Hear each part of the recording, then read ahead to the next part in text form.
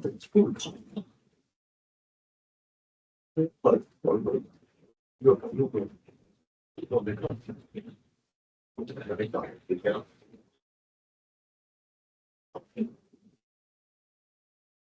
锁，请启出话筒。So as promised, we will do revision question together, tutorial question, and then I will do some summary and then tell you which subsection is important for exam, so you can focus on the certain topics. I already asked Charles, so if I ask about sum of squares, right, it's okay to include the zero terms, okay, trivial terms. This is by definition is true. Okay. Yesterday, we also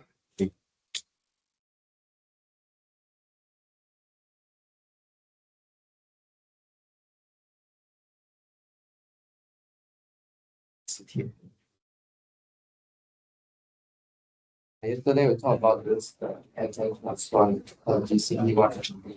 Okay, I say use Euclidean algorithm, right? Or you actually can prove using divisibility. Let's say assume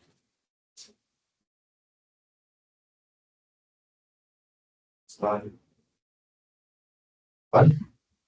and D will divide, and D will divide n plus 1. This means what? D can divide their linear combination, which means it divides 1. So D has to be 1. Oh, you don't need to assume also. Okay. Right. So should we jump into problem set, or you have any other question on it? For those who didn't come yesterday, right? You could view the video. The recording.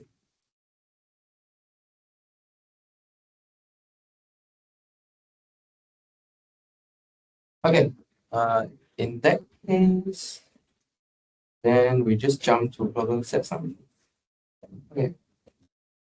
So chapter 1, there are 1.1.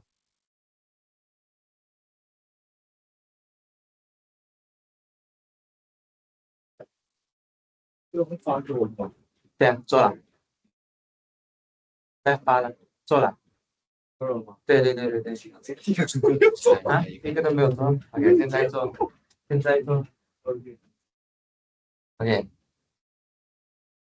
So if you look at this version, do you have any idea to start? Any idea to start?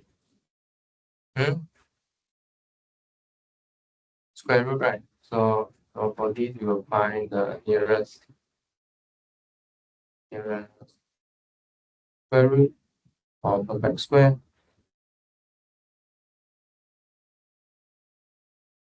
Yeah, what do you think? 就是比如说120，我是取11还是取10？ What do you think? 我觉得好像我当时记得是小于吧，应该取125跟11吧。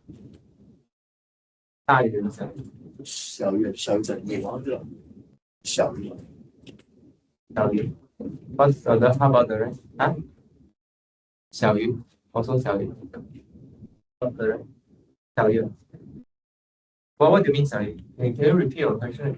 就是如果是120的话，我是取11还是取10？Yeah.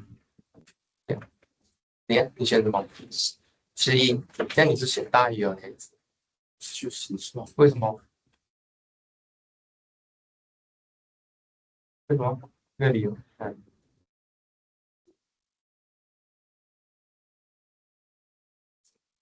啊？都能取到，我叫都能取到。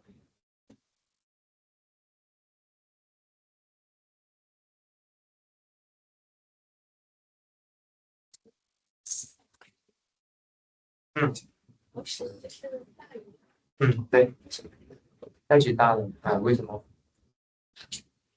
记得42就可以啊？为什么？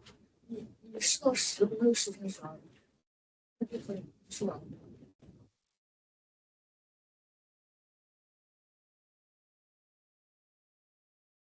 哦，你说小于等于嗯，OK OK，小于等于一的小于大的，或者小于等于小的，这两个是一样的。哦，那你一般是取谁？有119。No. What I meant is okay. So So what square root n you need to fit here? Yeah? So so um so the nearest how should I say the nearest larger. 小于等于小于 Okay. So well, I mean, find the nearest larger of x square n, and then test for prime divisor less than square root n, or less than or equals to square root n minus 1. This is what you want. Answer. Yeah. Confused? No? Okay.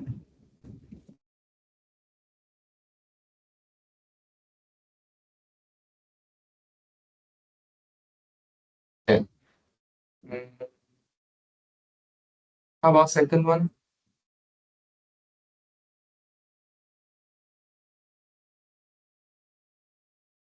Is this a prime?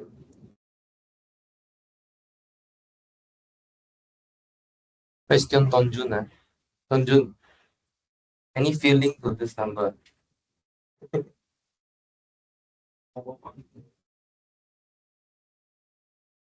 Must be even, okay? Sure. Minus 1 should be odd.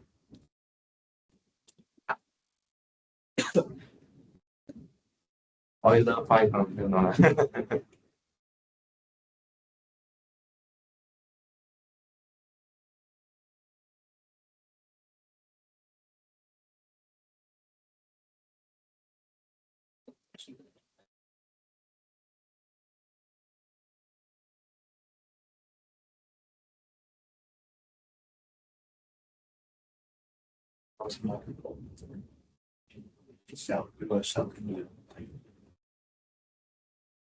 This is 1.2, so that means whatever you can do is 1.2. There's nothing else here. 哦，没有。What's in 1.2? Any other skill we learned last time? 是不是有个这个符？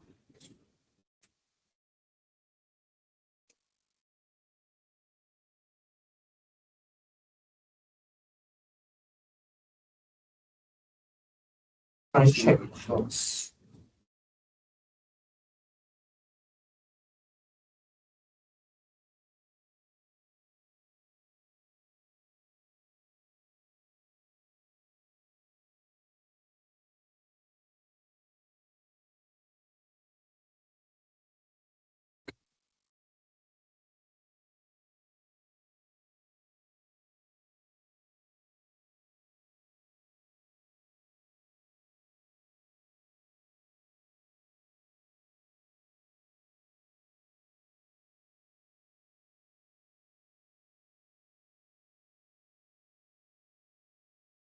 So if it's not a prime, you can write it as a product of. If it's not a prime, then it's a composite number. Okay, so you can write as a product of AB where AB won't be 1. But then actually these are the difference of two square, right? Difference of two square means what? Yeah. So okay, I don't write for you lah. I write this for you.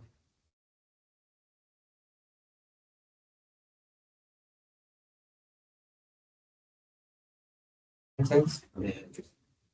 Okay. Yeah. So there's some even thing popping up here.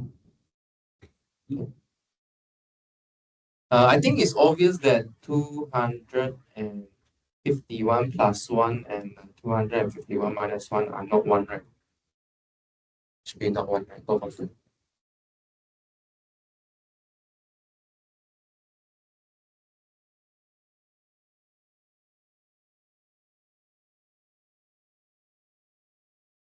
Okay, for 3. 3, there is a theorem, right? 6. Write down 6 consecutive positive composite number. There's a theorem for this, right? Still remember? Consecutive. Anyone can spell out the formula 6 consecutive. Consecutive. Want to spell out the formula? 6 consecutive positive composite. 这个公式嘛， Yeah. 好像是 It's a theorem, right? 这一课 Yeah, you just need to go to 1.2 because this is under 1.2.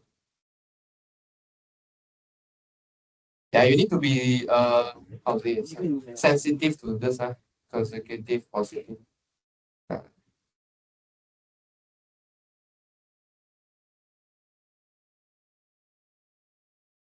There's a formula, right?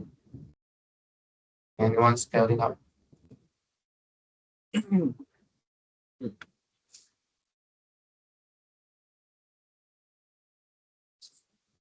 Two power n minus 1.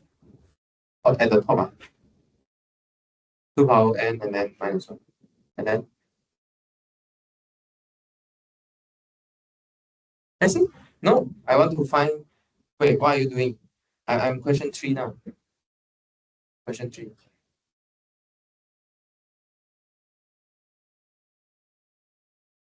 I mean question 3. 6 consecutive positive integers. It's a formula, right? I think there's a factorial involved there. I'm not wrong. Don't look at me. Look at your notes. Don't look at me. Go find your notes.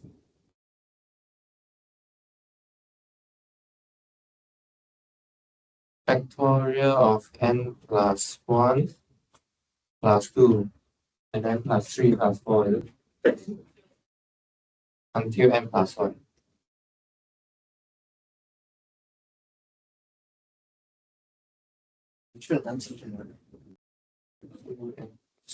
So now you're going to set your n plus 1 to be 6, right? Okay, so you can find 6 of them.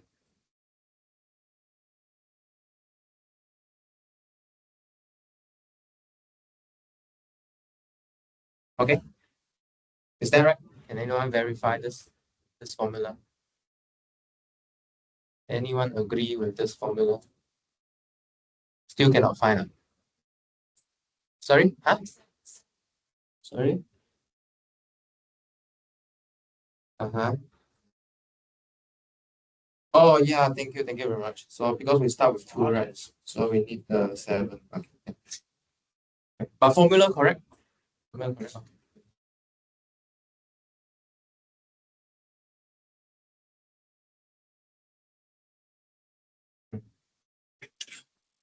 Okay. You know why this formula makes sense? You know why this formula makes sense? Because this factorial, right, will include any integer, positive integer before n plus 1. So you pass a 2, that's mean what? This 2 term gonna be divisible by 2. So it's not prime. Then this 2 number is divisible by 3, and then up to n plus 1. So within the sum, their GCD is not 1. That's why they start with 2. If you start with 1, then GCD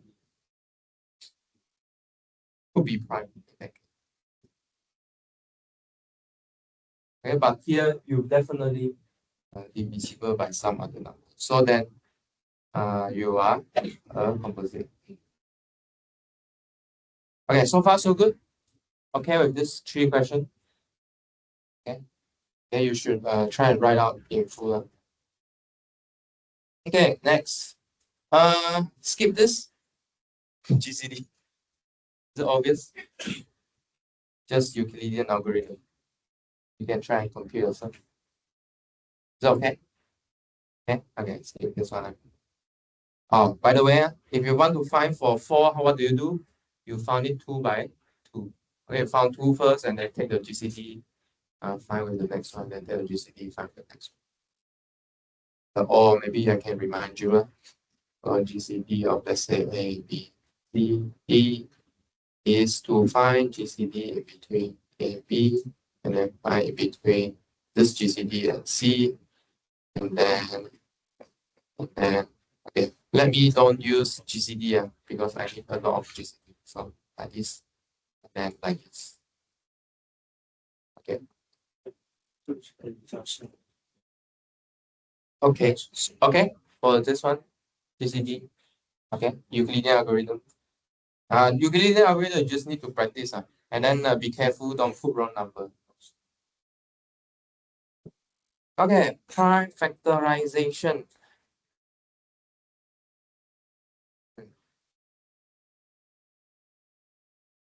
Do you have any technique for prime factorization? Okay, so I guess the prime factorization, right? If it's non-trivial, then before proving it's non-trivial, you should prove that it is not prime first. So to prove that it's not prime, you need to find at least one of the divisor. Okay, so once you open it up, if you say that on this you cannot split into product, then you need to prove that this is a prime. Okay, so combine with 1.2. Okay. I think there's no technique, right? Other than that. You just need to prove that it's not prime.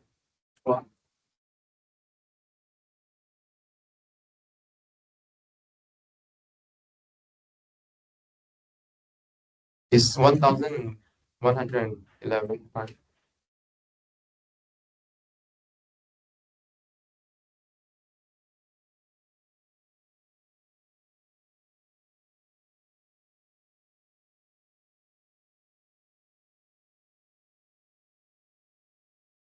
Is this a prime?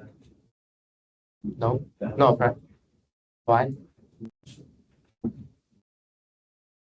101 multiplied by 11. Oh, okay, good, very good. I think in some times we prove that 101 is prime, right? So this is it.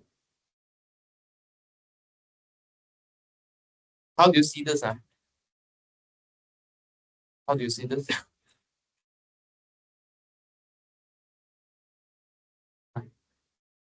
How do you see it? Obvious. Okay. He got a feeling for this number.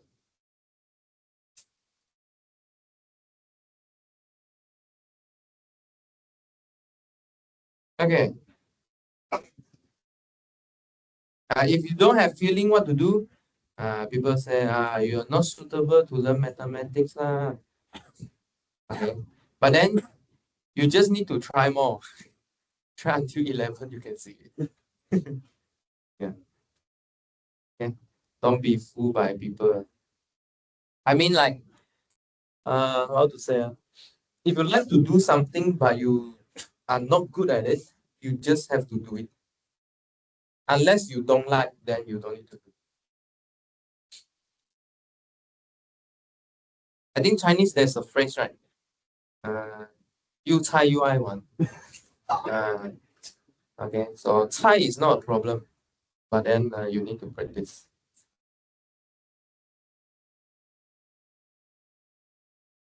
Okay.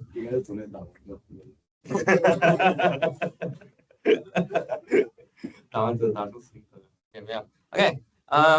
Next, for B and C, I leave it for you, right? So 2, question 2, find LCM and GCD. Wow, you see this number is so big, please don't try to do Euclidean algorithm.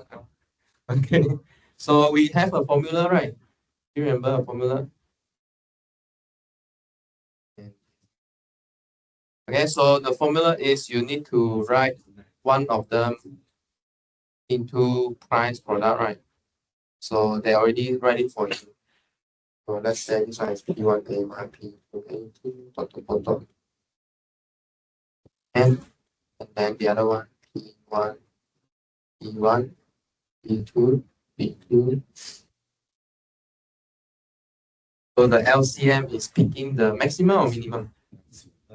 Maximum? Okay, good. Max of A1, B1. Max of A2, B2.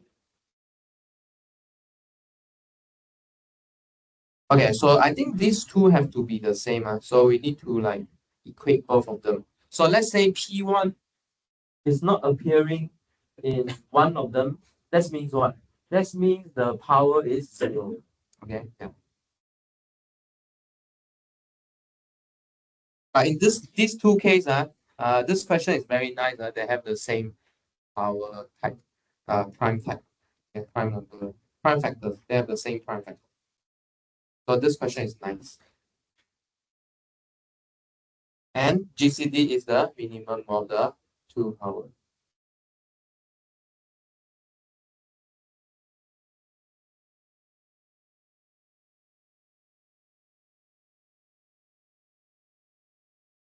Mean review. Okay, so far okay. So I leave it for you to compare. Next, okay. So I can be sure that this type of question will come out in the exam. Okay. So differential equation. For each the following differential equation, either find all solutions or show that there are no integral solutions. Okay, what to do?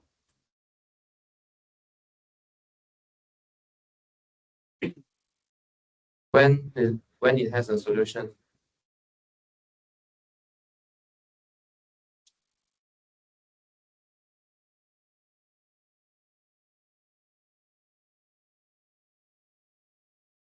When does it have a solution? Fine, you're good. So if the GCD of the coefficient 21 and 40 divide C, then it has infinitely many solutions.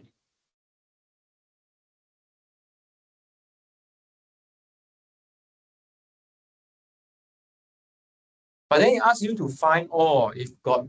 So how to find all?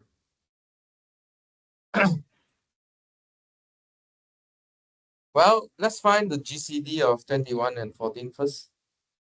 It is 7, right? So 7 divided, so it has solution. Any solution. But then how to find solution? Do you still remember? Huh? 公式, yeah. Yeah, right. Right. Check your notes. But then you need to start with a particular solution first, right? You need to guess the solution and then from there you figure out the rest. So you guess one first.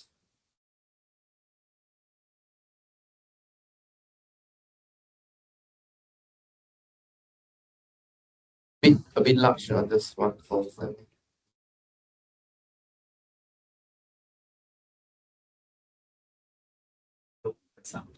跟3. Let me try.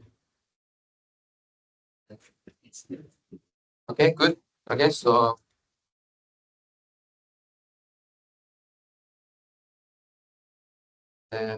直接猜是吧？猜一个数学的。you have to start with a particular solution.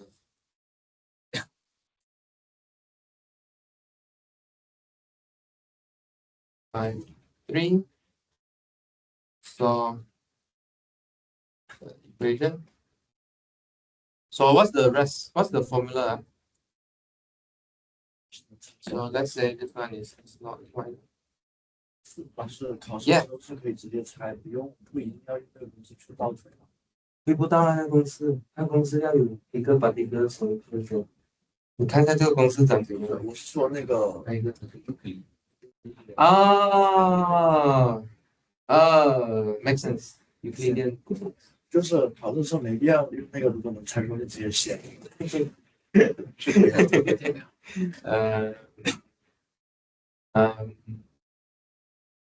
我觉得会吧。I think can. But then you need to like verify this for me at least. You verify it. Yeah. Oh yeah. Okay. So yeah, sure. Okay. So I get what you meant. Okay. So okay. Let's do what you said just now. I scared later you guys in the exam panic and then you cannot see the answer. Okay. Or use extended extended algorithm. So for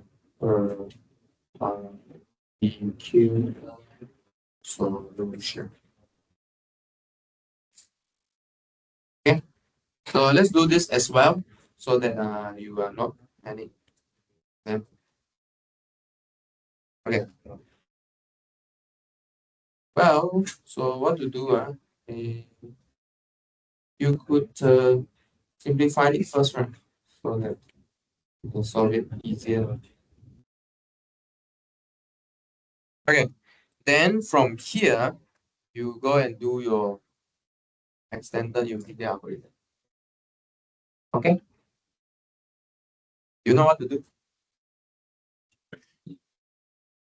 Ah. So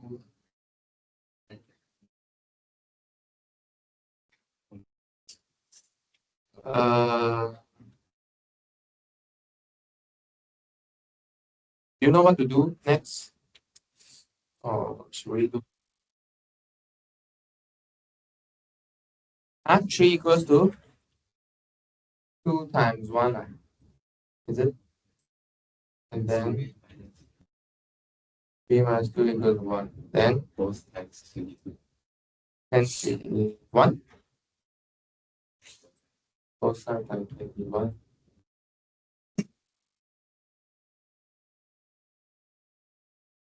Both sides times 21. So you get a different particular solution, right?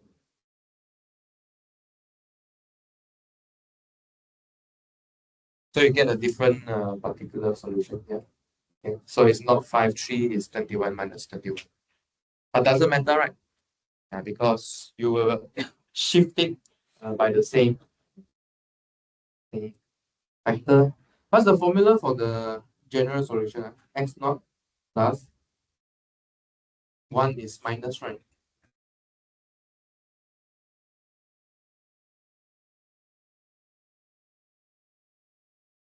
Don't look at me, don't look at the board, no solution.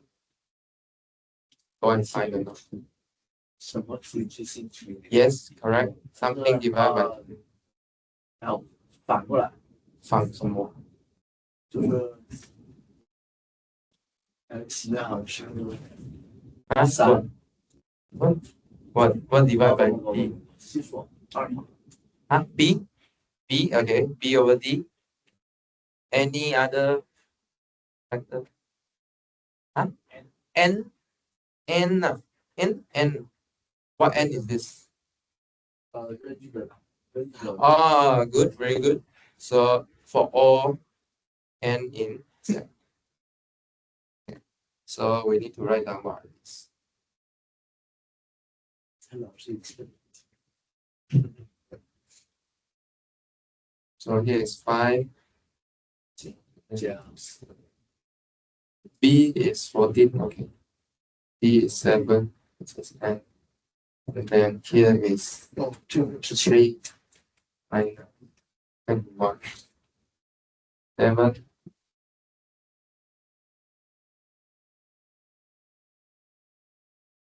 So here's 5 plus 2 and 3 minus 3.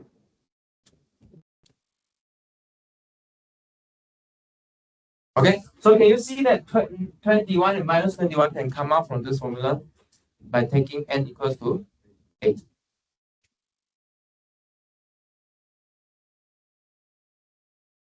Okay.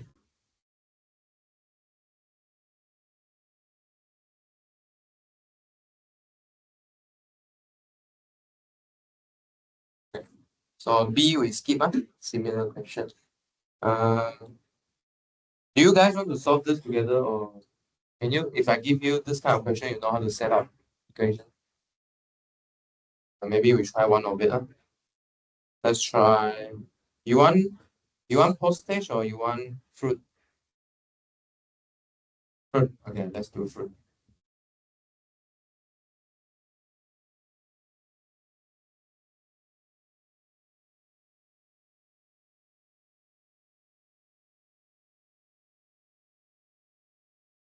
Okay, let's look at this fruit. So just now you know how to solve linear differential equation, right? So now we just give you some application question, then ask you if you can make it into a linear differential equation.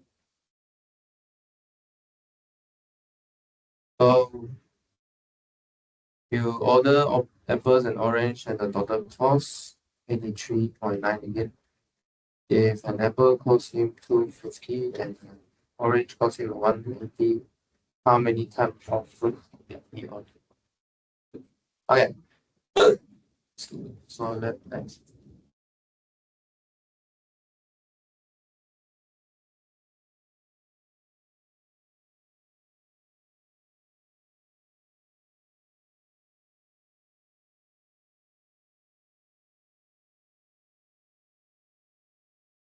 then what's the equation you need to set up?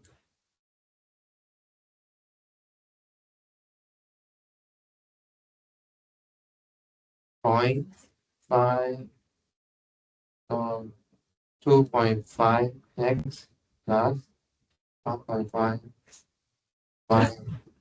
equals to 3.5. Is this a differential equation? Yeah, not yet, right? We just learn stuff in integer, right? So you need to make it into integer first.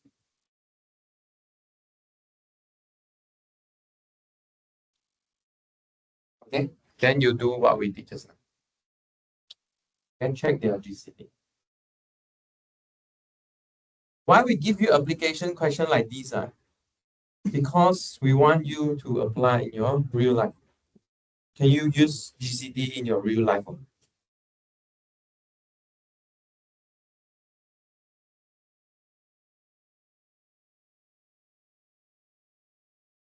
Okay, so far so good. Okay.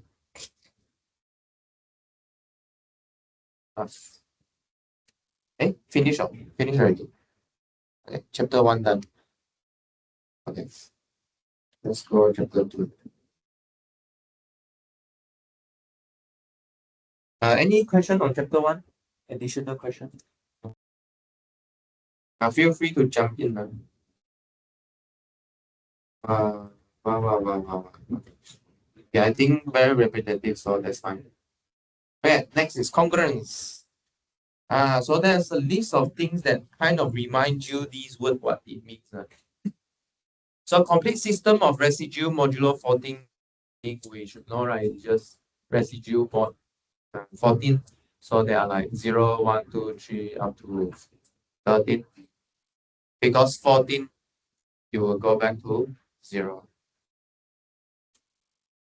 until n minus 1. Find the remainder when 14 factorial is divided by 15.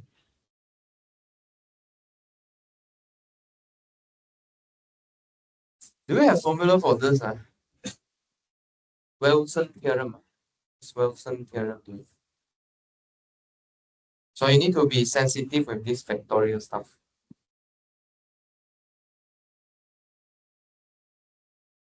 Is it Wilson theorem? N minus 1 factorial congruence to -1 mod p. Mod n. Mod n, yeah. N is prime or what? N is anything? Huh? N has to be prime. Oh, then this case is not prime. If n prime, but this case is not prime. It's n minus 1 as well. There's a trap here, be careful. but n is not prime. Then what can we do? We just do the normal.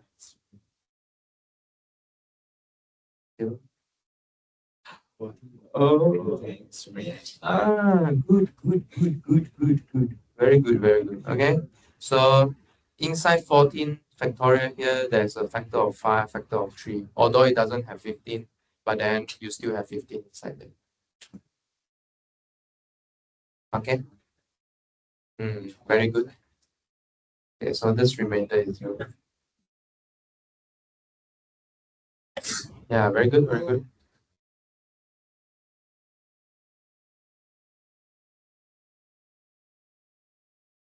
Okay. Find the remainder when 2024 over 100 divided by 9. 啊854的94分。Oh, what's that? 8次的8不能整。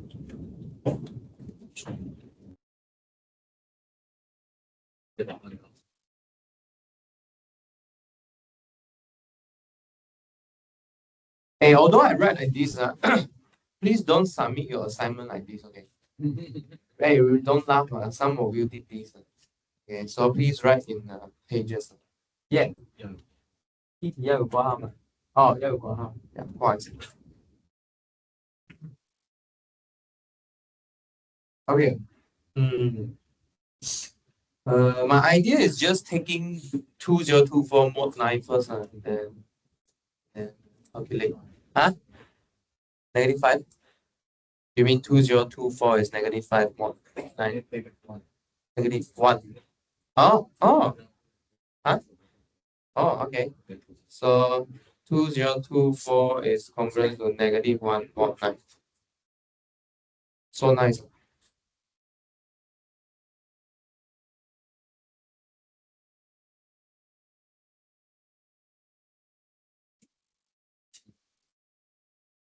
Yeah.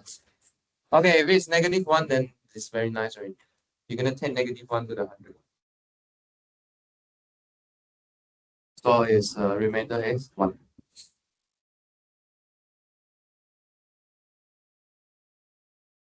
Can you complete the step? Is it okay? If I like give you hint, then you complete the step. So if I give you hint, you cannot understand, you please voice out. Yeah, because we don't have time to write everything down. Okay, last digit. So last digit means what? You need to take mod and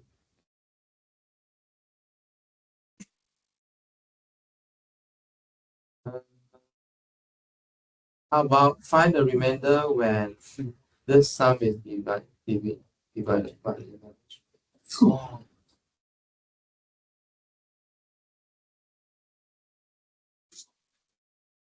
Okay, good. This is very similar to your assignment, right? So you can remove basically everything after 11 or 10 factorial. How about this? How about the middle one? Because 11 is a prime, right? So you can use the Wilson theorem to settle this -1. Huh? How about the one at the front? You got 9 of them.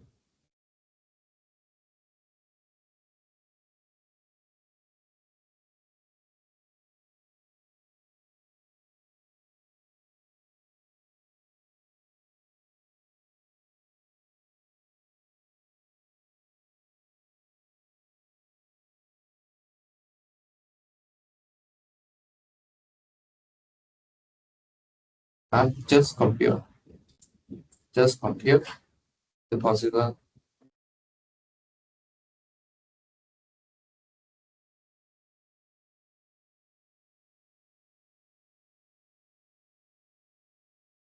Any other brilliant way other than spending up? What 11? What's the divisibility test? Last digit or what? Any divisibility test for 11? No, huh? Go on. Plus minus the make your number into digit and then put a alternating sum. But then you still need to open up first, right? Okay then. Okay, if you're gonna open up, right, I think for this small number you can just open it up. But let's say like 4, 5, 5, I think you just open up. But 6 is negative 5 or 11. Okay, so when it pass half of your prime, right, you should try to make it negative. So it will become smaller. You understand? Like 1. Okay. So maybe I can write it for this case like 0, 1, 2, 3, 4, 5, 6. 6 still okay. 7. Like I don't want 8 anymore. All right. I prefer negative 6 because the calculation will be easier. Okay. And then become negative 5, negative 4. Negative. Okay. So you just need to deal with 1 to 7. Then the other half is negative. Okay. Instead of multiply by 13. Very big. If you're gonna expand it, that's what I meant. Okay. Right. So after you expand, then you can do what Jun said just now, divisibility test. If that test is not gonna work, you still need to find remainder. Just take log. Yeah, just take log. Unless the question asks whether it's divisible or not, you do the test. Because this question asks for the exact remainder, so you have to do calculation anyway. Okay. Number 6, number 7, you know what it means? Don't know. Table of addition and table of multiplication. So, uh, so you memorize the multiplication table, right? Yeah. So 1 times 2, 1 times 3, 1 times 4. So you make that kind of table. So mod 7 meaning you have 7 digits. You need to figure out all the possibilities of addition and then all the possibility of multiplication. Table of multiplication. Okay. So remember I did in class like 0, 1. If I add them together, what happens? And this is mod 2. Number. So here is 1, here is 1, here is 2. Okay. All right. Question 8, question 9, inverse.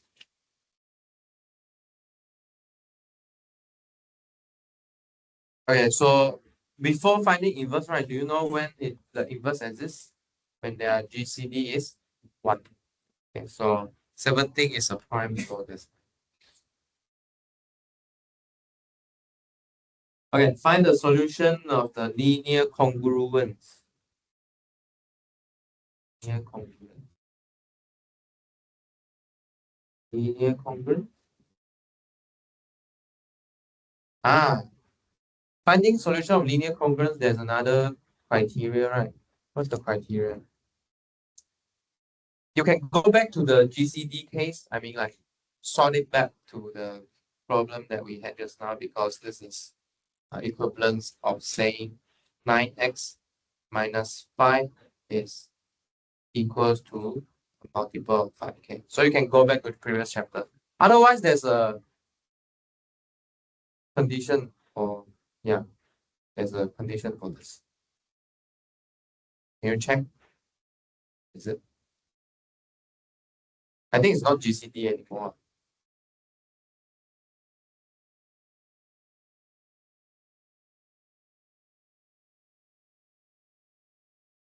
think you know you use AX for B. Then if what?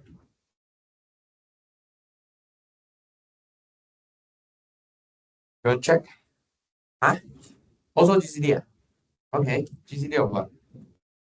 A and N will divide B. Can you see the relation here and here? If you're gonna solve this, the GCD of 9 and 5 should divide 5, right? Okay, so your B becomes your N. B becomes your,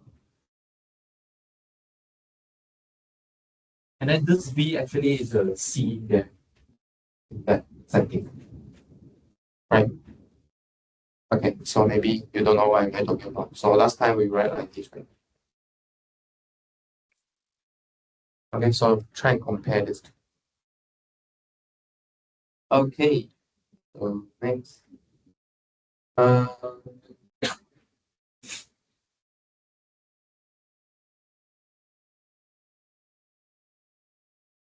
which integer makes a remainder simulated? Okay, I think Chinese remainder theorem is kind of straightforward. But then when to use Chinese remainder theorem could be very challenging. Okay, so the first question, which integer leaves a remainder of 2 when divided by 4? So you have an integer, okay, remainder 2 mod 10, and then remainder 2 again mod 11. And so this is a system of, can I say linear congruence? Yeah, system of linear congruence here. So this 2 mode, right, are relatively prime. Okay, so you can use Chinese remainder theorem.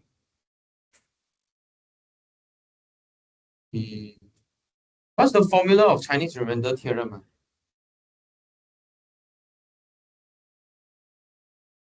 X equals to A1 times.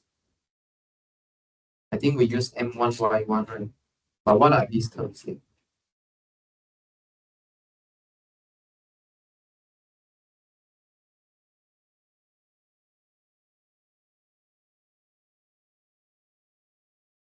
So what are these terms is pretty important.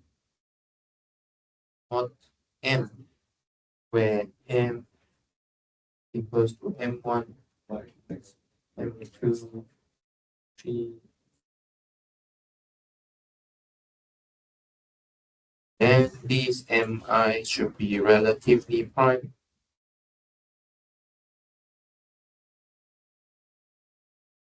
Okay, so what are these Mi? Mi should be the small m throw away the M1. And then Y1 is the inverse of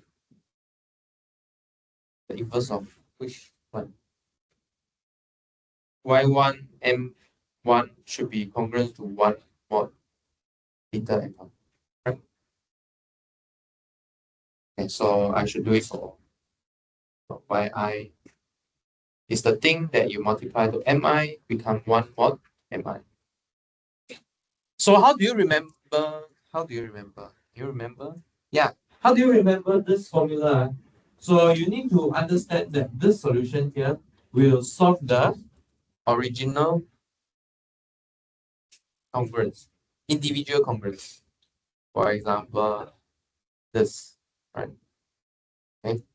So all these Mi, right, other than M1 should contain M1. Okay, so this guy will disappear if you mod later M1. But then this guy, how to disappear? This term here, how to disappear? So you need to make it 1 so that I can keep M1. Okay, this is how you remember this formula. Okay. Make sense? So question?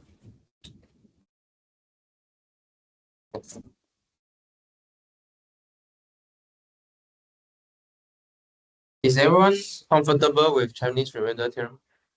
This type of question.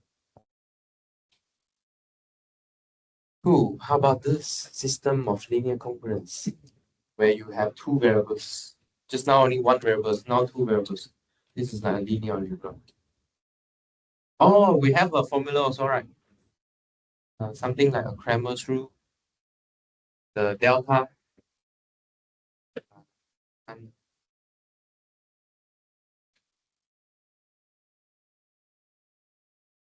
can someone read out the statement? Yeah.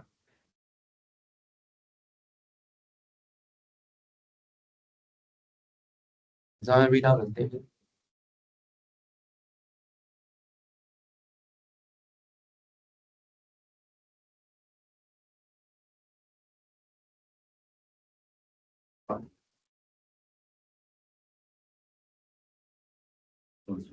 Yeah. 老师有时候会要求是混合型，还是说可以去算一算？可以啊，可以算。怕你等下算不出。我派公司计算是嗯，正常，我也是觉得没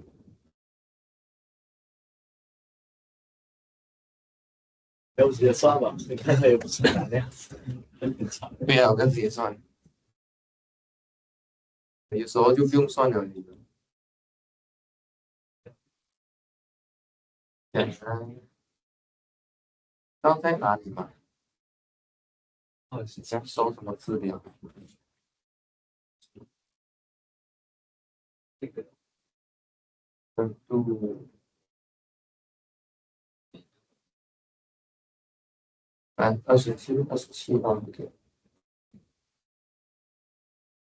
，OK，17，这样，好，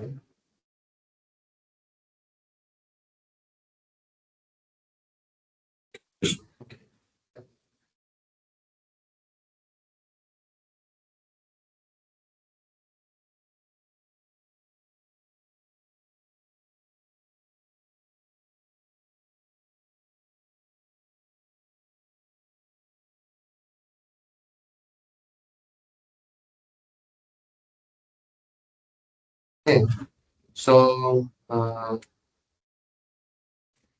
哦，我知道你什么意思了，刚才说要直接算他公司号错，就后面过的像，哦，OK。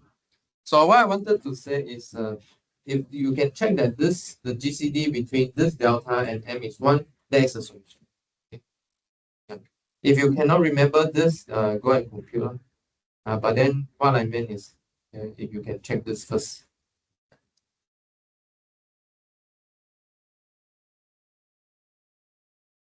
So if you can check that the GCD between this special number here, call it the determinant, AD minus BC, comma m is 1, then you will have a solution. 我把这个检查完之后，我就自己算就行了。对，yeah. Yeah, don't if you cannot remember this also don't do that. Okay, good.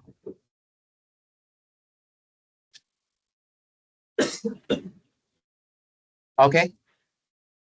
Yeah. So you can think of this as another GCD condition to solve it. So in this class, almost every time we need some GCD condition. No matter linear diverging gradient, linear congruence, system of congruence also.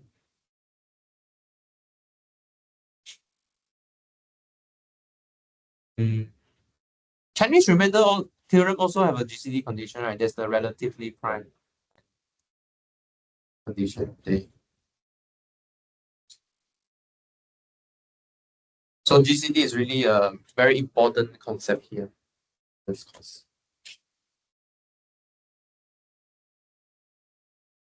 Okay. Next. So this one, divisibility test. There's one question on this. So be prepared. This is quite straightforward, right? So we'll skip this one. Yeah, Fermat-Little theorem. Fermat-Little theorem. Let's get the Fermat-Little theorem statement first. So what the little Fermat-Little theorem says, if E prime and then GCD of A P is 1, then A to the P minus 1 congruent to 1 mod A. Is that right? Okay. But there's a corollary, right? Corollary have any condition or not? About AP congruent to A mod P. Any condition on this? Huh? Oh, P still have to be prime. And then that's it. Right. Okay. Yeah. And so this type of question will come.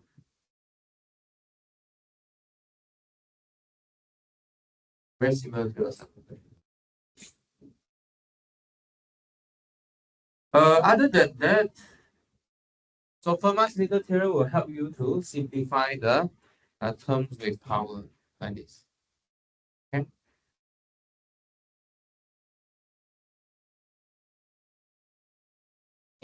That's all I'll comment. Are you gonna use Fermat's here?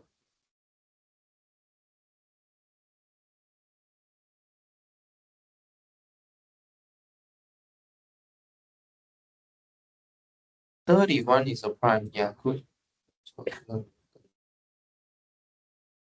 curious lah. So are you gonna use Fermat's little theorem in question like this?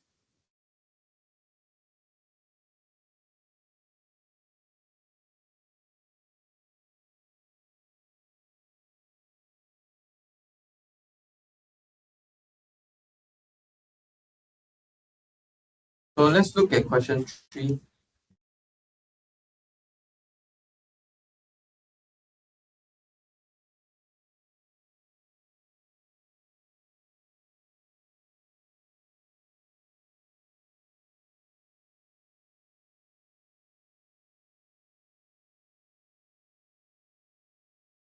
I mean, for 5 and 6 is also like what we should do.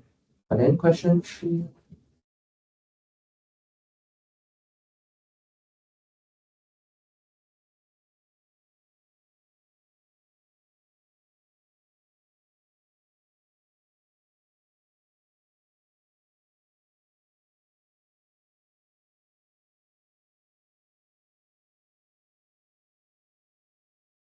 Should we do something like we did in the notes? Like a bit like a primitive root idea.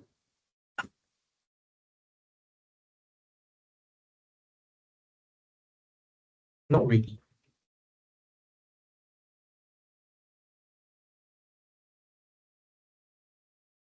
Any idea on question 3? Like not obvious to me how to use Fermat.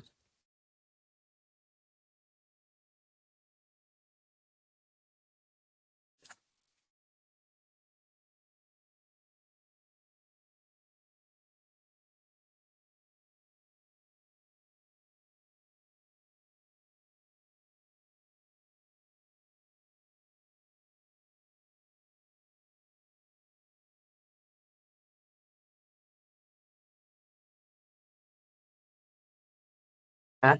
Got idea?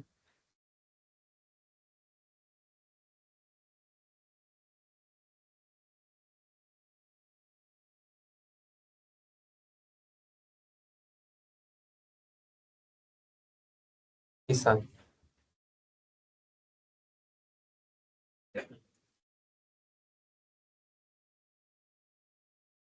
Try the 3.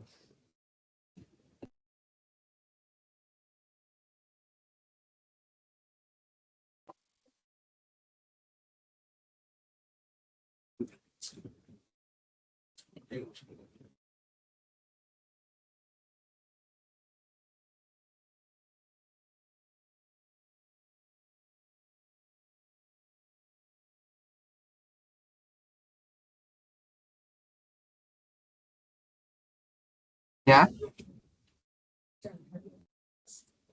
那个30的这个，我你把这个变成25变成20的乘30，然后30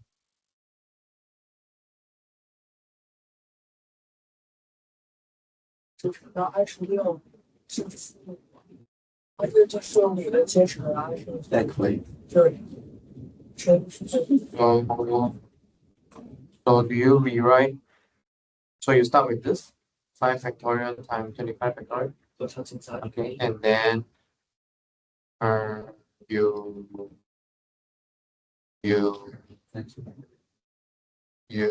you feel you. So let me think. So do you mean you multiply -1? You put a -1 in front 5 factorial. No, try write this. Oh, you have to put 5 of them, right? 5 of them into 5 factorial. So that you make this into 30 factorial, like that.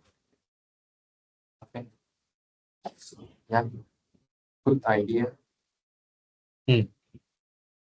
Does it make sense? Does it make sense? So so she make it like -5 times -4 times -3. -2 and -1.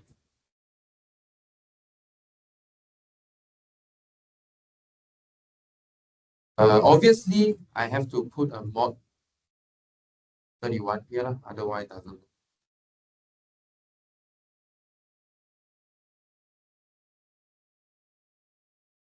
Okay.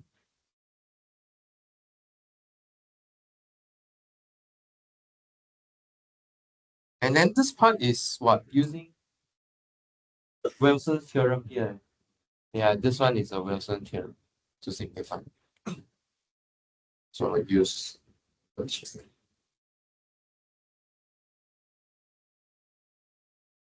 theorem. Just now we mentioned Wilson theorem. -1. So it should be 1. 1.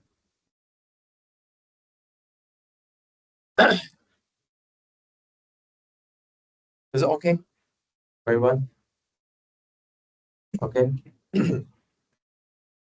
Okay, good.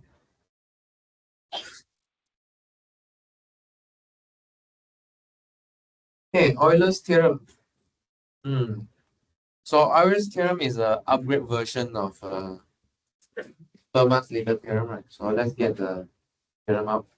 Okay, P prime and the GCD of AP. Okay, wait, P prime then GCD of AP has to be. Oh, okay, not necessary. GCD of AP has to be 1. Then the phi P. Oh, here no need P anymore, right? No need prime anymore because Euler is a general one.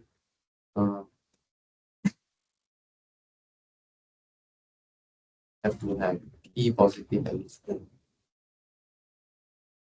Yeah. Let's skip the integer in this class when we go to complex 1. Is that right? Euler's theorem. Okay. Yeah. So we don't care prime anymore. Euler's can deal with more general integer. That's why we have a phi p here. So you just count the relatively prime by integer that's less than. So that's why we start with a reduced residue system first. Okay. So just now we have complete system, right? So now we just put the reduced one, meaning we put the relatively prime. So for example, for 16, you'll have like 1, 2, 3, 4, 5, 6, 7, 8, 9, 9, 9, yeah, 10, 11, 12, 13, 14, 15, 15, 15, yes. Okay, so 5 of 16 should be 8.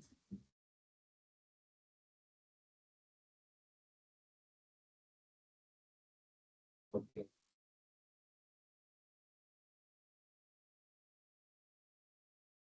Okay, so far.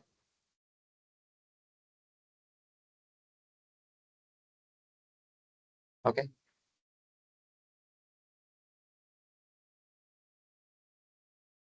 So you can notice this like question 3 and 4 are very similar to the 2.2 point. Yeah, 2.1, right? Okay, just that this Euler theorem or this Fermat's theorem or the Wilson theorem helps you to calculate these kind of powers number faster or factorial faster. So you should treat them as a tool. These questions are not new questions. These are old questions. This question.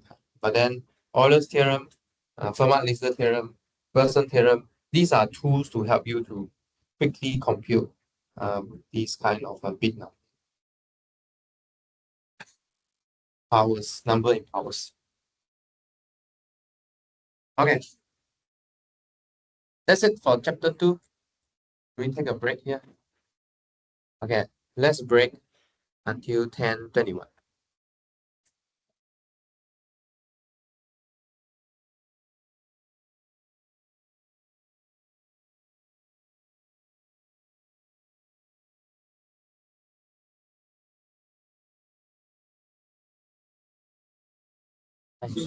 这个是说就是验证完之后，在下面可以按正常的解不是？对对对，你要用 formula 解也可以，你要正常解。哦，对啊，就因为他们怕等下记不起这个，哦就直接就自己解了。哦，可以，因为有时候，怎么说啊？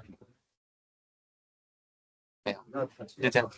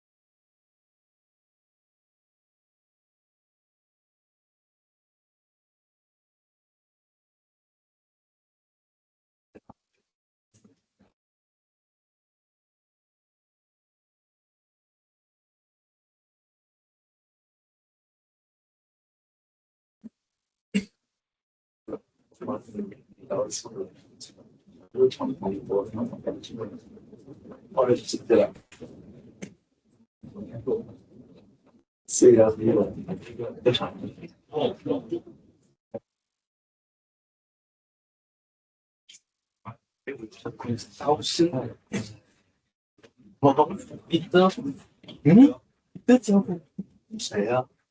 也三浦啊，也什么鬼绿色闪光吗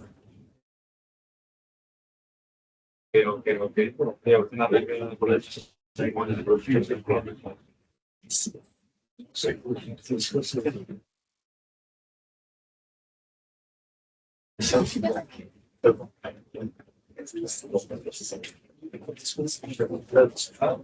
一样的，我想说，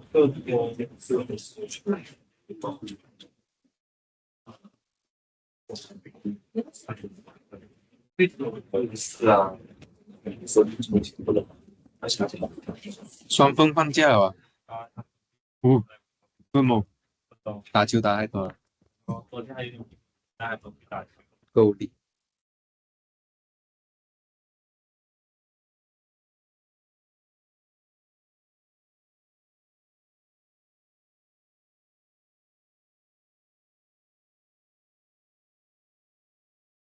哦，书院这样哦，书院 OK。杰森，范家豪，陈宪宏，庭祥泽，任波，意涵，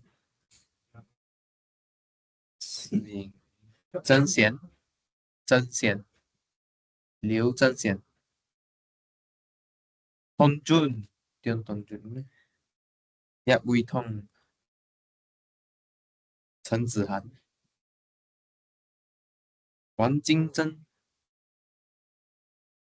彭一佳，陈子，童瑞，施曼，嘉诚，丁真，浩云，浩然，心仪，文琪，小柔，德瑞，海莹，凯莹 Tiffany, Prakim, yep, Yasin, who's Jasmine? Jasmine, not here. Jin, being also not here.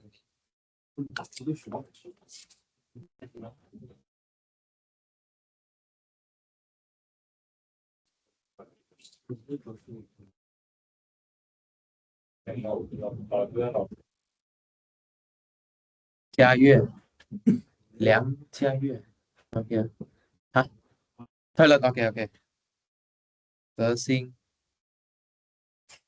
明涛，旭成，亦飞，玉清，李林毅，林毅也挺爱说，OK，化缘，曹化缘，呀，王雅，王雅，浩聪，浩聪，I think I saw 王雅 just now. OK，浩聪，OK，艺术，子良，OK，金浩，明顺，明轩，OK，伟涵，OK，Ayub，OK，Joy Lee，明浩，何明浩，黄棋子，秦子祥，裴晨，新宇，瑞敏，文艺，赖文艺，陈志来跟你说，瑞敏没有啊？瑞敏，哦，有啊，sorry，瑞敏，子睿，OK，小环，登天剑，Aaron Fabrin，瑞全，Isaac，宾科，高硕，哎，诗涵，Yeah，诗怡，明显没有，明显嘞，什么？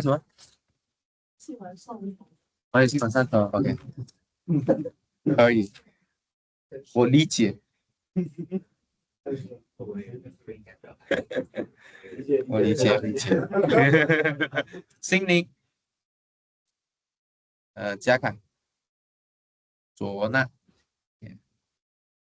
家福，陈家福，冲铺，吴毅，文谦，唱旭，郎坤，郎坤是吗？小姨，不，sorry，嘉怡，sorry 念错，小嘉怡，赵泽宇，易收系，陈少航，陈卓，李乐山，彭奕成，OK，赵星辰，哎，嘉诚你是啊 I didn't notice you just now. 加成了。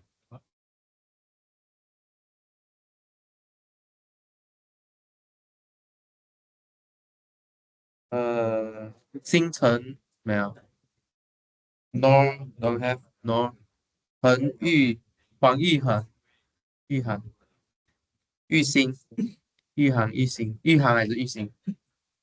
玉兴 OK。sardine sardine OK good。Okay, continue. Chapter 3.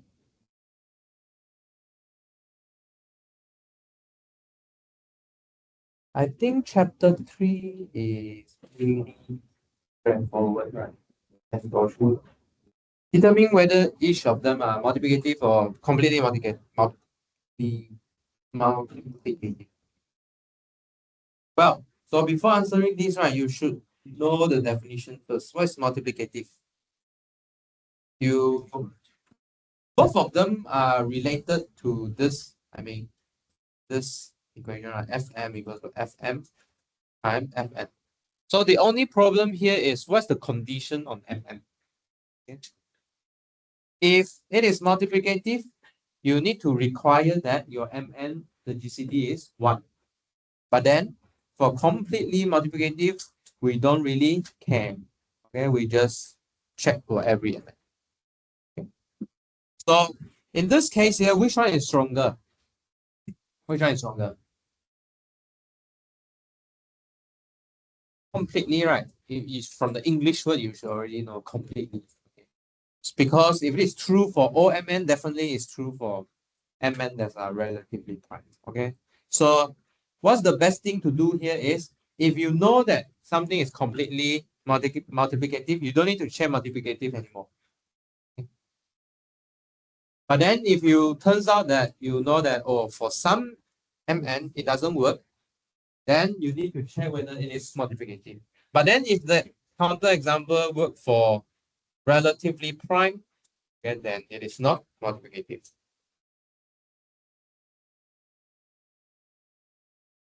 Okay. Are you guys comfortable with this question? Or should we go through some one? Maybe you pick one. You want to pick one? Yeah.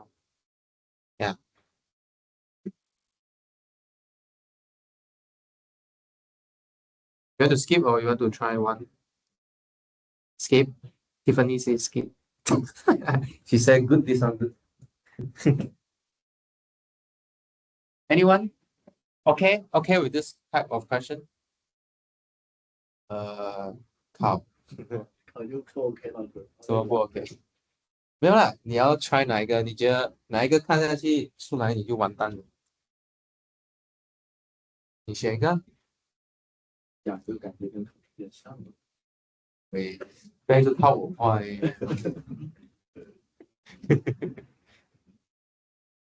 快点快点，不然我们就下一个啊。随便来一个。没有，你来。随便都可以。OK， 这样随便我就选一啊。这个 ，OK， check whether this is completely multiplicative or multiplicative. Okay, so we can straight away try, experiment with this. Is it obvious that this is just square root m times square root n? If it's not obvious, maybe can we write in this form?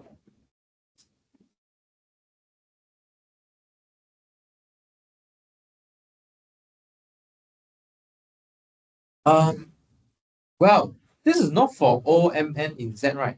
It is just positive integer, right? If I'm not wrong. What's positive? Yeah, otherwise the square root will have problems. 但是 Yeah, 但是就是管，就是比如说我这根号 n 就已经先定了 n 是真数的话，那我所有也得包括负数。就是我的所有不是 n 的定义省过的。这里 n 是根号 n 嘛，那 n 就限定了 n 指的是正数对吧？然后就是我这里的所有应该是所有的数，而不只是它的 n 的范围。没有啊。I mean, I think this multiplicative, I mean, arithmetical function only defined on positive integer. Can we check that? I think this function only defined on positive integer. 但是它这个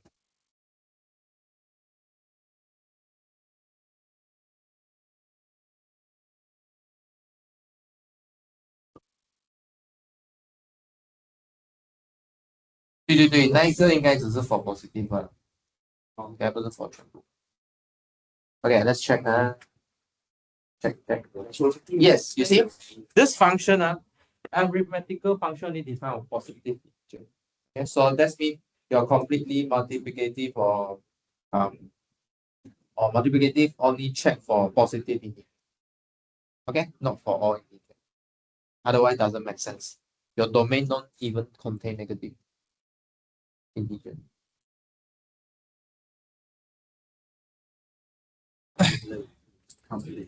So this one true for all positive.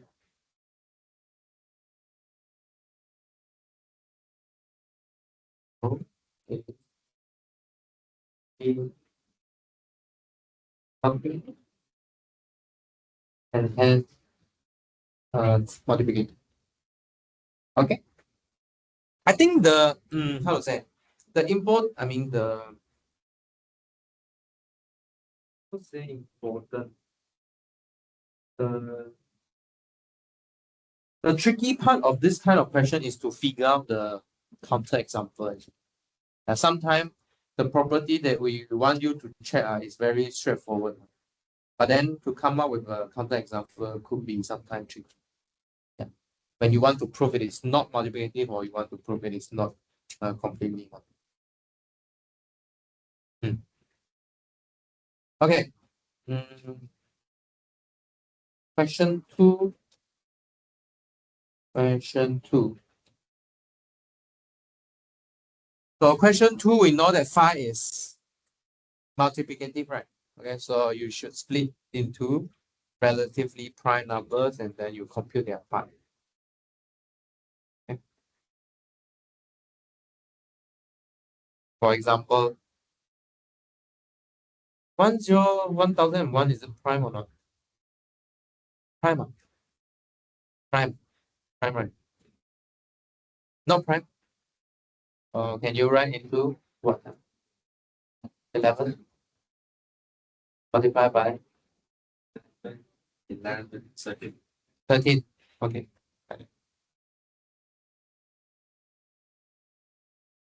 But if it's prime, it's easy to compute, right?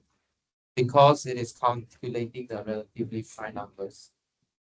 So I just p minus 1. So all these will be like 11 minus 1, 7 minus 1, and then. Okay.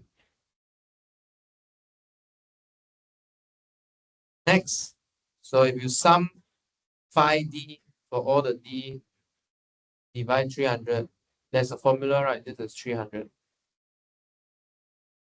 Basically, you are adding up all of them.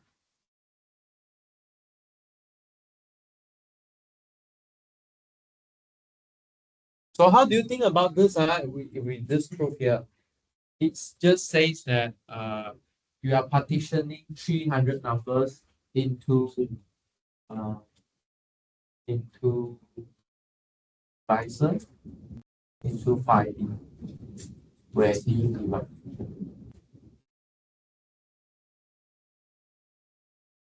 Okay, all these 300 number will stay in one of the 5D. If you go to see that proof, it's very interesting. Very interesting. Okay, this one skip. Let's skip sum and number of devices. Can skip. Yeah, skip. Okay, cryptology, skip. People asking like, will you give like this kind of big number to compute? Okay, no, not in exams.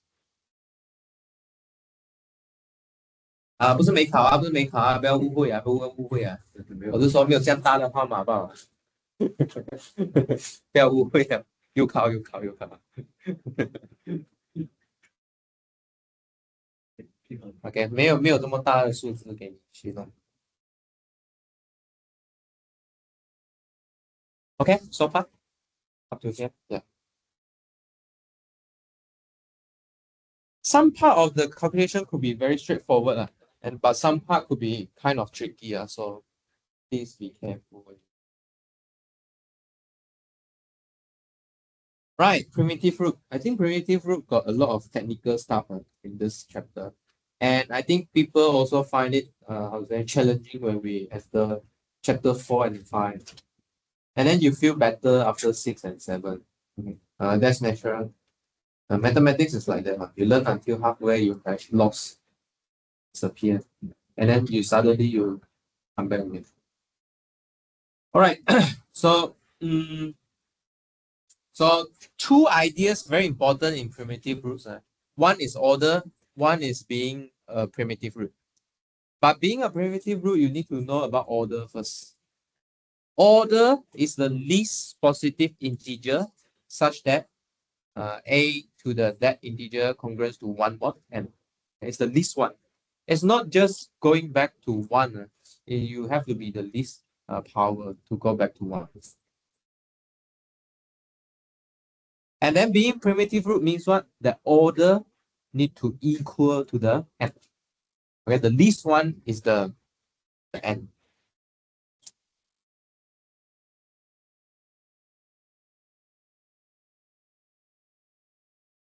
Okay, I think we can skip 1 and 2, but 3, 3 what to do here? Find all the incongruence primitive root. This question must come out in the exam. Must come out. So how to find incongruence primitive root? That's why the question asks you to find 1 first. Okay? Do you know how to find 1 at least? What's the first number you should try? 2. Okay, you should try 2 first. 2 doesn't work, try 3. Yeah, try the relatively prime one. So let's say you found 2 already. How to find all the rest? There's a formula, right? Take powers up to 5 n. Okay, take powers up to 5n. So I guess we shall give you.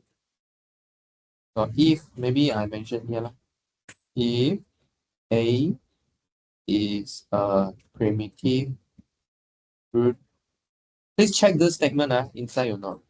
If a primitive root of n, then a to the 1, a to the 2, up to a to the 5n are all the incongruent.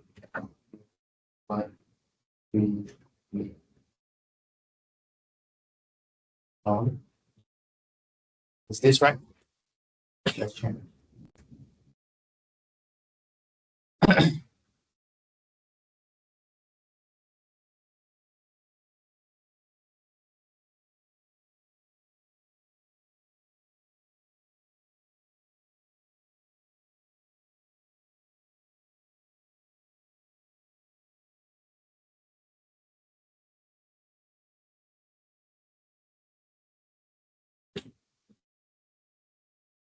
Incongruent.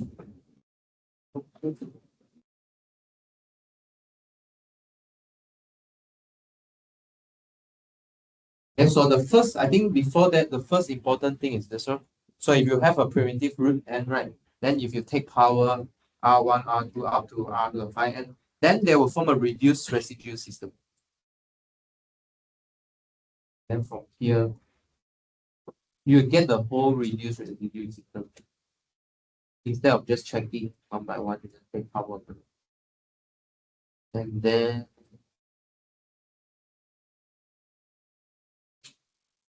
and then I think it's about this theorem. If a positive integer n has a prime primitive root, then it has a total 5 n.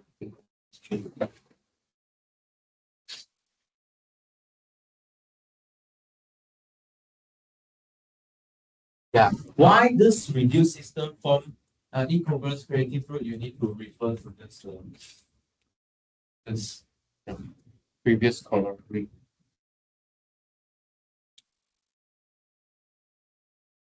Okay. Yeah, turns out that this reduced system are all the incongruence primitive. Okay.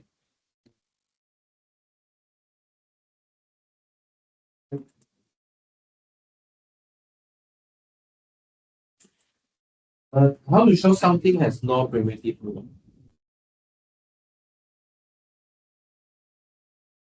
You need to test all the relatively prime and then make sure that their order are not 520. What's 520? 5, 4 times 5, 5, right? So 3 times 5, right? So, no. 3 times 4, isn't it? 5, 3 times 5, 5. So 3 times 4 is, no. 5, 4 times 5, 5, right? Or 5, but 5, 4 is, okay, let's compute what's 520. So 520 is 5, 2 squared times 5, 5. 5, 2 squared, is there a formula? 2 squared minus 2. Okay, 5 minus 1. So 4 minus 2 is 2. Is 8. Okay, so somewhat divide 8. So 1 divided 2 divided 4 divided 8 divided. Okay, so for each of them, you need to make sure for each of the relatively prime number, you need to make sure that their order is less than or equal to 4. Cannot reach 8. Okay, if you get 8, then it is a primitive root.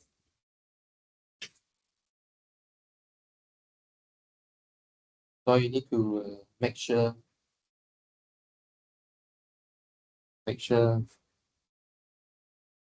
all that integer to 20 as order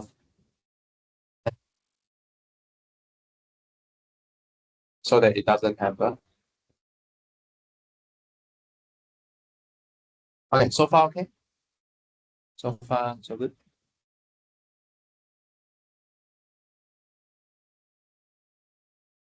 Okay, so I'll go to the next one. Primitive root for prime.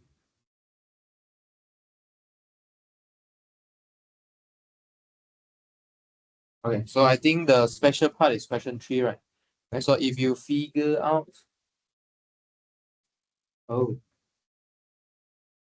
find a primitive root of 29 squared, then find a root for 1083. What's this? This is like 2 times the previous number, right? Okay, so actually there's like three part. Yeah, 3 part for this question, right? Okay, I think we just do this question, then I think we will cover the most important thing in this part.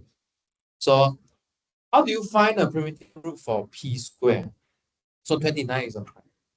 So you could find a primitive root for 29 first, right? Okay, and then what's the theorem? How do you deduce things for p squared? Either that primitive root is a primitive root for p squared, or the primitive root plus 29 is a primitive root for p squared, for 29 squared. Okay. So basically it's this theorem.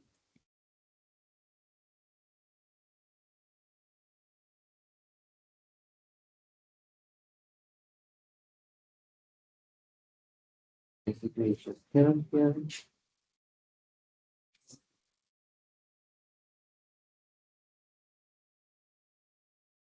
Yeah, that's all.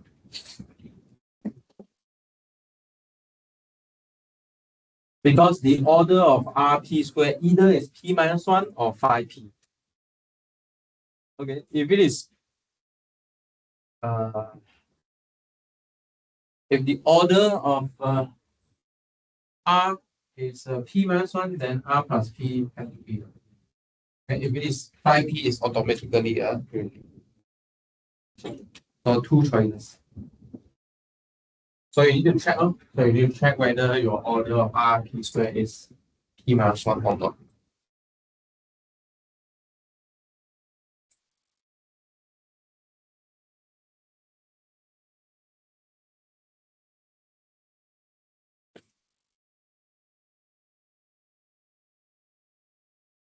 You copy That is my option. P. Oh yeah, right. So that's the next part. So this is the first part. For the 2P square one is the one in your assignment, right?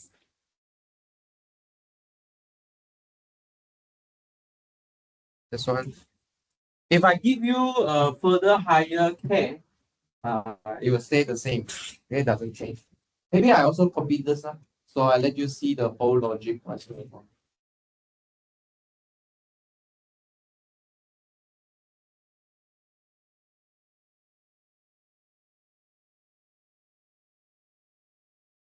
And the one for 2K on screen.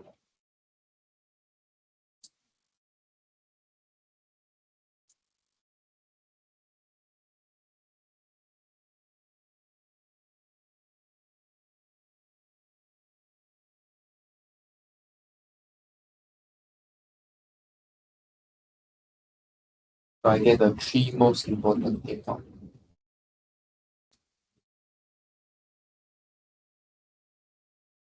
Yeah.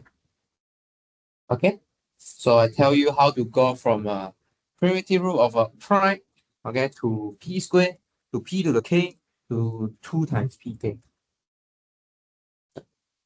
That's 3 theorem here. Okay. So you go from R, you can go either R or R plus P, and then stay with R or R plus P. Or for if you go to 2 times pk, then depends on your R, your primitive root, the parity of your primitive root. If it is odd, stay with R. If it's even, plus a P. Okay, so this tells you how to, because this actually include all the cases already, right? Because only 4 types of number have primitive. 2, 4, of power of all prime, and 2 times power. And this tells you how to get all the primitive.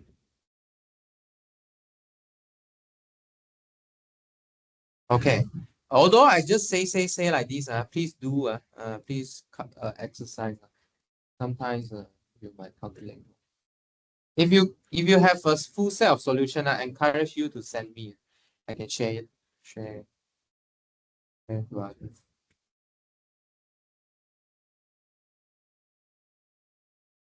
Index, is everyone okay with index? Okay, yeah. So if you have a primitive root, then your primitive root acts like an index, a base number. Yeah, because your primitive root can get all the rest of it.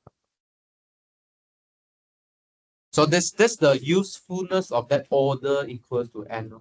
Then you can get n different number with this order.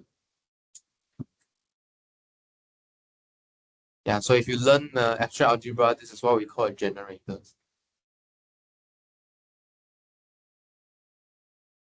Okay, chapter 5. Chapter 5. I think chapter 5 is very computational. Chapter 5, quadratic residues. Again, you check whether you are, should I copy out? Yeah, it makes summary for chapter 5. See. Chapter 5, there are just a few technique you need to remember, right?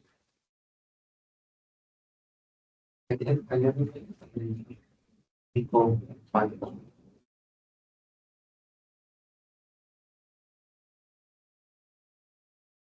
Chapter 5 is kind of straightforward. Okay. Okay. So the idea is very simple. The idea is whether you are a residue of a square or not. Okay, so quadratic residue. Calculation wise,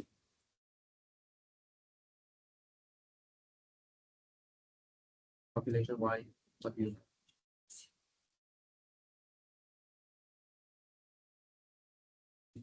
the genre symbol. Okay, so first of all, we turn the question into the symbol. Okay, instead of writing a squared equals to instead of writing x squared equals to a, we will just write 1 or minus 1. Okay, either has origin or no. Then first thing you learn is you Euler criterion. Okay, I have Euler criterion here. If n doesn't divide by this odd prime here, then there's a formula to compute it. Okay, I still get some of you, you just write it as congruence. I'll deduct your mark because we define this symbol to be 1 or minus 1. But then why can we deduce 1 or minus 1 from congruence here? Is because the only way to get 1 mod p or minus 1 mod p is to make this symbol either 1 or minus 1. Okay, so you can jump from this congruent sign to equal sign because there's only one choice. If it is not one choice, this congruence might cause confusion, right? Because congruence means what? 1 mod p could be true, p plus 1 mod p also be true, right? So if my Legendre symbol have p plus 1, then do you want to pick 1 or p plus 1? Okay, so there's a confusion there. But now we don't have confusion. Okay, we only have 1 and minus 1 and minus 1 would never be the same unless you are mod 2. Understand? 1 and minus 1 cannot be the same unless you are mod 2. So that's why you see there's an odd prime here. They don't consider 2. Yeah. If consider 2, this doesn't work. Okay, Euler criterion. And then, okay, properties of Legendre symbol, very straightforward.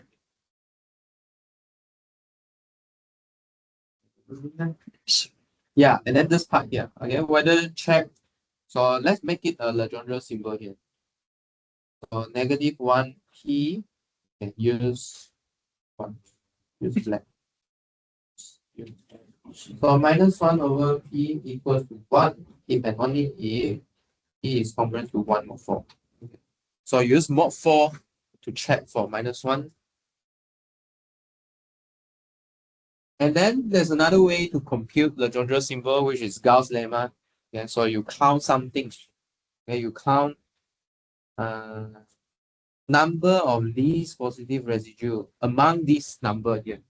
Okay, multiples of A, but only up to p minus 1 over 2. Not until p minus 1, but half of it. That is greater than p over 2. And then take this power for minus 1. Then you will get your Gauss. No, you will get your Legendre.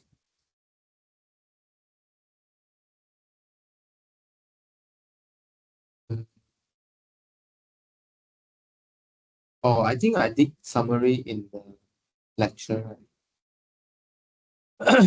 And then to check that 2 is a quadratic residue or not, you check mod p. Okay, check mod 8. Okay, plus minus 1 mod 8 will work. Or it is this formula here. Okay, minus 1 to the p square minus 1.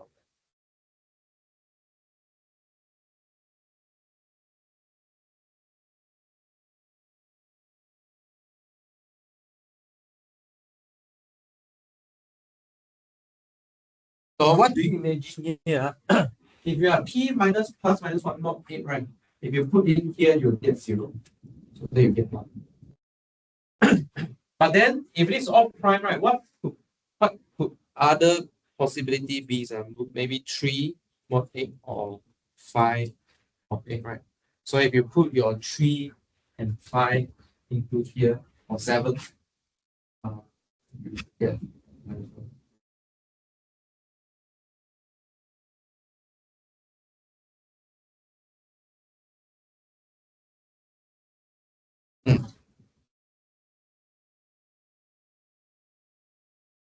yeah.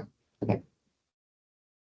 Next is law of quadratic reciprocity. Okay, so the most useful part is this corollary. So please make sure that you can remember actually. You can remember this condition here.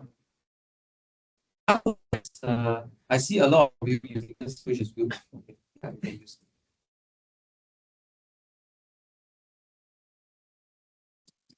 So how to use this? Well, you actually can apply Legendre symbol on both sides, right? I mean multiply. That's what I meant.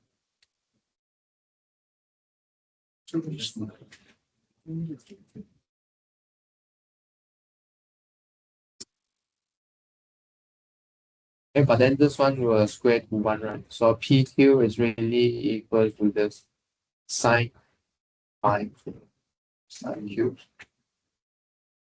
Okay, yeah. I think some of you use this in your assignment. That's fine. It's okay. And you apply, yeah.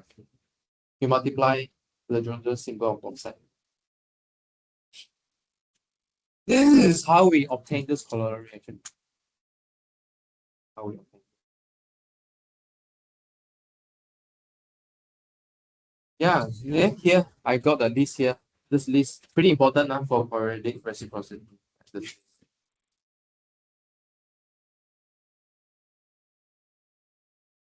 Maybe I write it as a summary.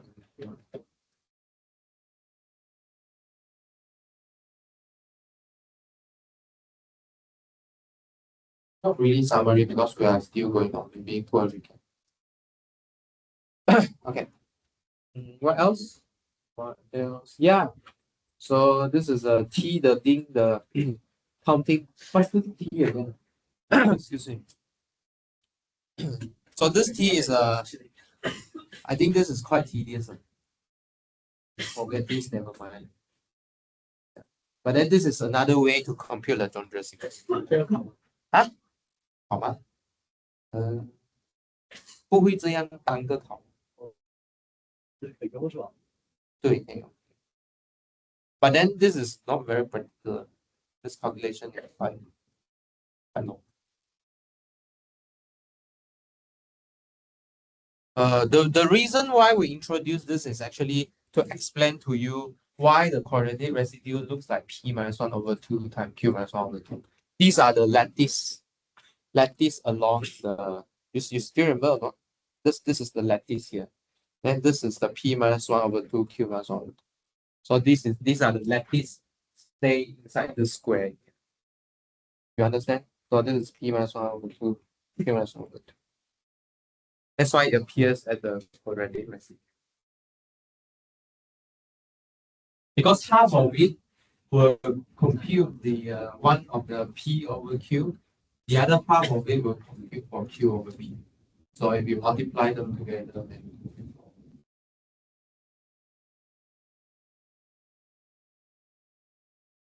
I mean this is something that we went through last time. But if you don't get it, then because we have some easier way to compute.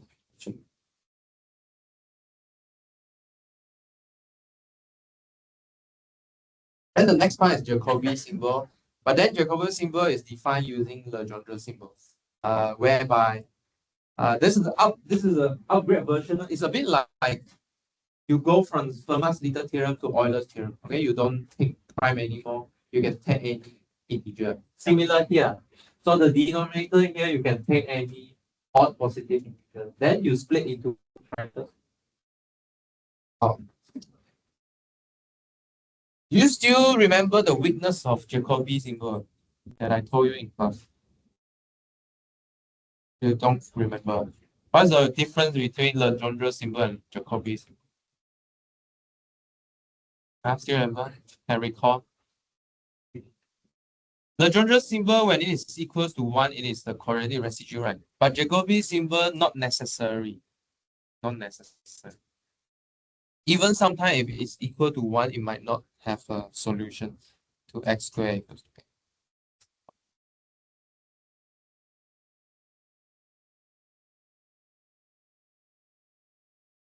Yeah, this slide here, this is what we need. You can go through this slide.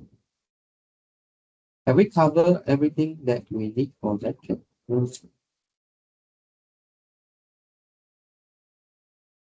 Yeah, I think so.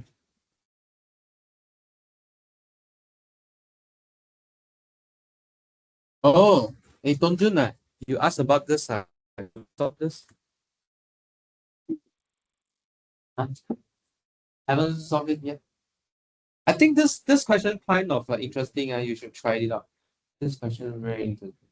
This is kind of like those kind of proof type question. Very interesting one. This one. I think the idea is you can try and swap it around first. Try to use quadratic reciprocity, like swap it to P over 3.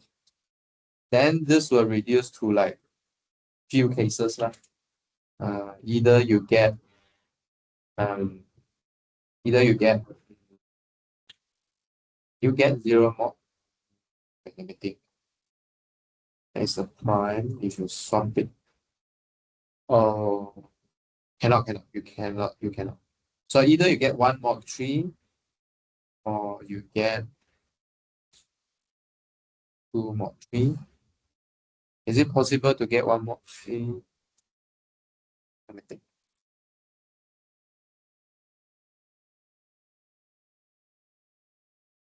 You get 1 mod 3. But if you get 1 mod 3, right, then it's always 1.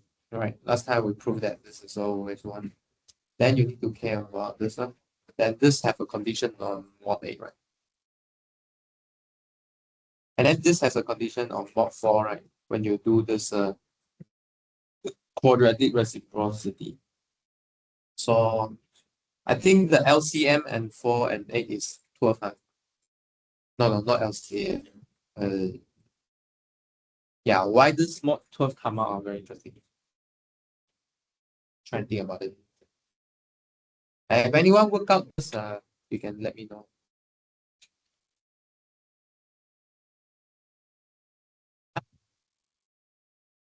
Mod 3 and mod 4. Which one is mod 3? Which one is mod 4?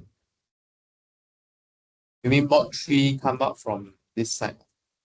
Huh? I mean this side. This side. Mod 3 here.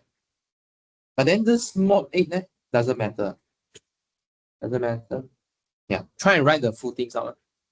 Why this become a mod 12?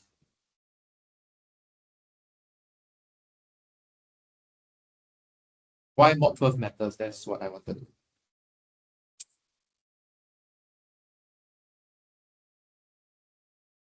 Okay. Yeah, then find air. Okay, because evaluating should be okay, but find number A and if not such that this is one, but it's not residual. I think this one we did in class, right? Isn't it? Yeah, find A and N where N is not is one, but A is not quadratic residual. I think this is what we done. This one. Yeah. And this is what we done first. But then I'm also curious to work this out actually, this question. Look very interesting. If any one of you work this out, can send me send it to me. Okay. Any question up to chapter 5? Question? No?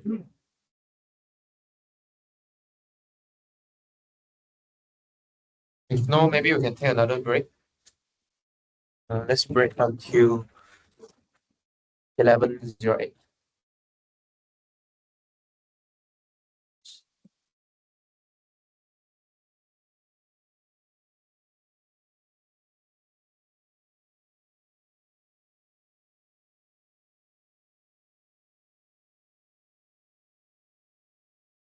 所以就是把所有的东西过一遍，然后不要考试。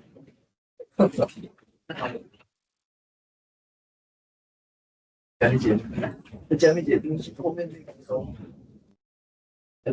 就刚刚那个签到了之后，我就上厕所。看看，好像我有签你朋友有告诉我。就是那个梁山，对对。这个你可以做完看法，它这个提高它是来自看懂。哦，他的意思是说，他的意思是说，假设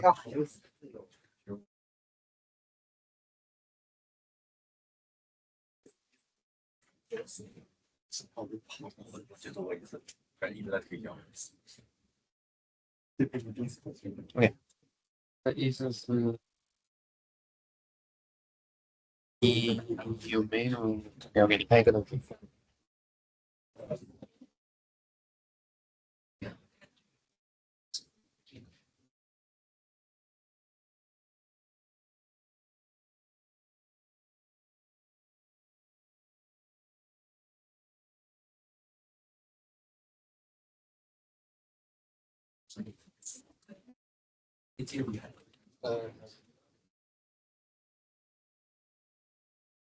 这里你看如果你要这个许多的话，你就要找两个是天平方的，然后它的 parity 不一样。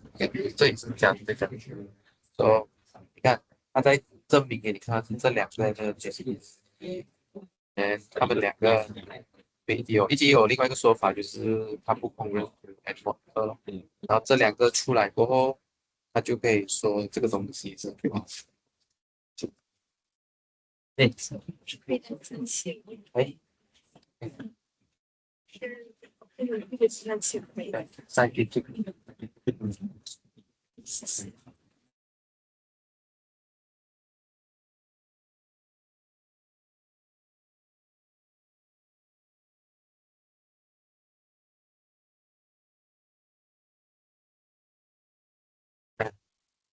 哦，你没看懂？哦，OK。没有啊，你不是问我这个可不可以等于一吗？那必须得等，我是我这边它不一定，这个情况它就不等于一啊。就是当你的方程是把一送去零，是不是这个题是三个？那个可以，就是用这个对，它 multiplication，它们一个很简单的 multiplication，因为我知道，但是然后因为我看必须用 F 一，你在哪里看的？这样吗？我说不一定行，记住了。啊，不一定，还是它有特定的条件。I mean like 它的 multiplication 是不一样的定义。是啊，没有，我的意思是说不一定 F 一等于，不一定 F 一等于，不一定。A 也是，对啊，A 是啊，A 很自然是，因为 Fm 全部零了，零等于零乘一，啊，对，所以 F 一不一定等于。所以你看在哪里看到那个条件？都是哦，你说一说感觉，有时候有些的方向确实要把一乘一，把我们的情况没有跟我一样吗？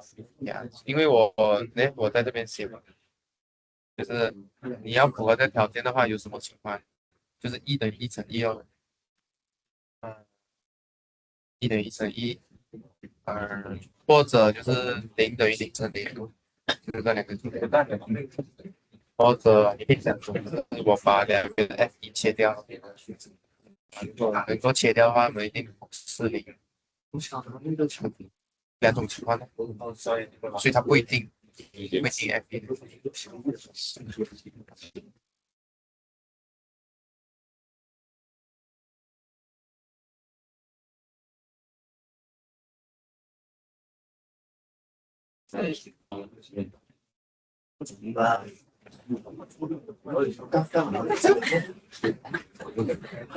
你们打王者是一起打？因为王者上号，哦，就你们两个人，所以你们是打什么位置？我打过什么？哦，你是中路。他呢？来回变，这个他全能，对他来回变，他全位置都打，你是打吗？你全能呢？位置都打，啊，不错。你中路打什么？一起异形 OK。我很讨厌安琪了，一起吧。我一定 ban。哎，我手撕了，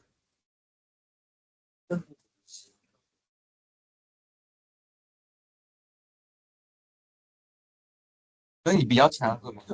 啊，你比较强，比较强的有吧？还没有比较强的，我感觉，但是就是全比较弱。哎呀，貂蝉还可以吧？这两个都不要。李元芳。能打就打不了。李元芳是那个哦，那个李元芳，李元芳恶心，抓不到李元芳。李元芳，当时我操，国服李元芳，国服。羡慕。我是什么位置？就是什么位置都能补位的，不错，就是什么都能拿几个，太好了。没有绝活。那你对抗路用谁？对抗路一般啊，劳布肯定是劳布啊。你说吕布啊？对啊，做劳的。我操，吕布不是蛮脆的吗？除非你发一起。不打不是，他还可以啊，你单排进来就是废物一个。确实。牌的话，大家打牌都可以。你玩过偷塔流吗？安心吗？我有变神魔啊？我安心，我安心了。你来你。你不玩，我还有最讨厌了，有心死了吗？我还考虑想这方面来有心死了，多好玩，我就这个语玩。对啊，李元芳也是其中一个。李元芳也偷的，速推流是吧？呀，速推流。刘禅传送带个刘禅，然后对方带个刘邦传送，哦，李信也可以。李信也可以。李信也可以。韩信啊，韩信啊。韩信。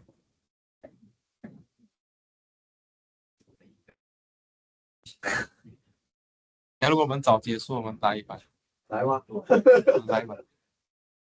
不能。老师来调看有没有靠谱队友啊？有车队吗？老师？什么叫车队啊？没有，要做一个车队啊。车队里面有几个人？车队可以好多人都应该错。哦，反正就是一个 group 啊。对，我觉得可以。厦门城。这个王者选中设备。我在考虑。真的假的？当然，我们要出书诶，没有啊？老师，你可以考虑开在 business 去研究王者选择。哦，也是哦，对，喂，很好，主要是因为我2的修嘛，我只能选 business。有道理，应该要开王者经济学。这是一门学问，这真是一门学问。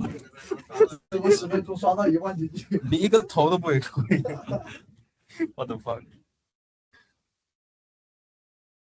王者经济学不错。哦，怎么真的70双啊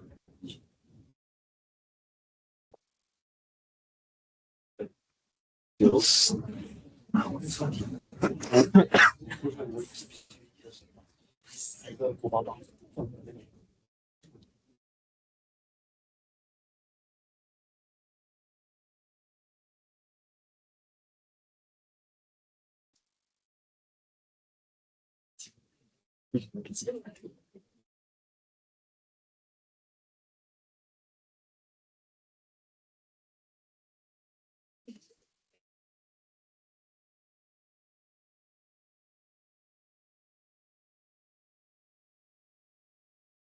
你们现在什么动力啊？王者有20几个。环境。好久没打，太久没打。喂，你等下不能打哦，你还是你是回归不知道到多少哎。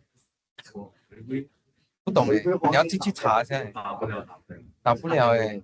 2年没打，可惜了。他之前充了一波王者之后就。你现在上王者啊？我是跟女朋友打，我不是很经常打。女朋友在哪里？我有在这里啊。他读什么？翻A account 哦，怎么认识到 account 呢？啊？我也找到社团认识的。什么社团？桌游社，我们都是桌游社的。你们出席啊？是你们开的那个桌游？不是，我们只是帮忙干事。我记得好像是 DMT 开的，第一届是吗？那 DMT 应该是有点古早的。开也开不久吧？好像那个好像。我们已经4个，好像是第一。哇，这么快？换了4个。我们在这。我们送走了4个社团，3个送走了3个。4个吧，是吧？没错。OK。let's go to the final last two chapters, and then we'll go for summaries, and then I'll tell you what to focus on. Okay, for continuous fraction chapters, right? There's really just one slide that you need to like understand. So that slide that I wrote up last time.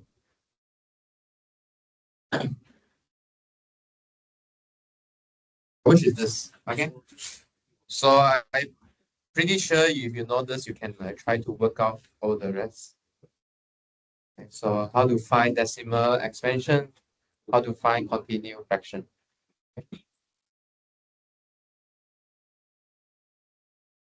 Okay, so this slide is very important.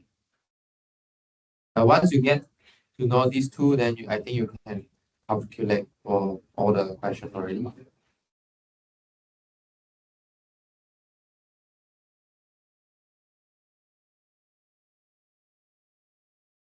Okay, I think maybe another technique here for question 2, right? Do you understand this notation here? Do you understand what this means? So you repeat all the way from 7 to 2, right? So the key here is to replace this part with x again. But before that, okay. So is everyone okay with question 1? Before that, okay. Maybe we can try and see what can we do with this to check everyone is on page. Or 3, okay. Maybe what should we do here? What can we do here? Set x 等于后面全部 you mean like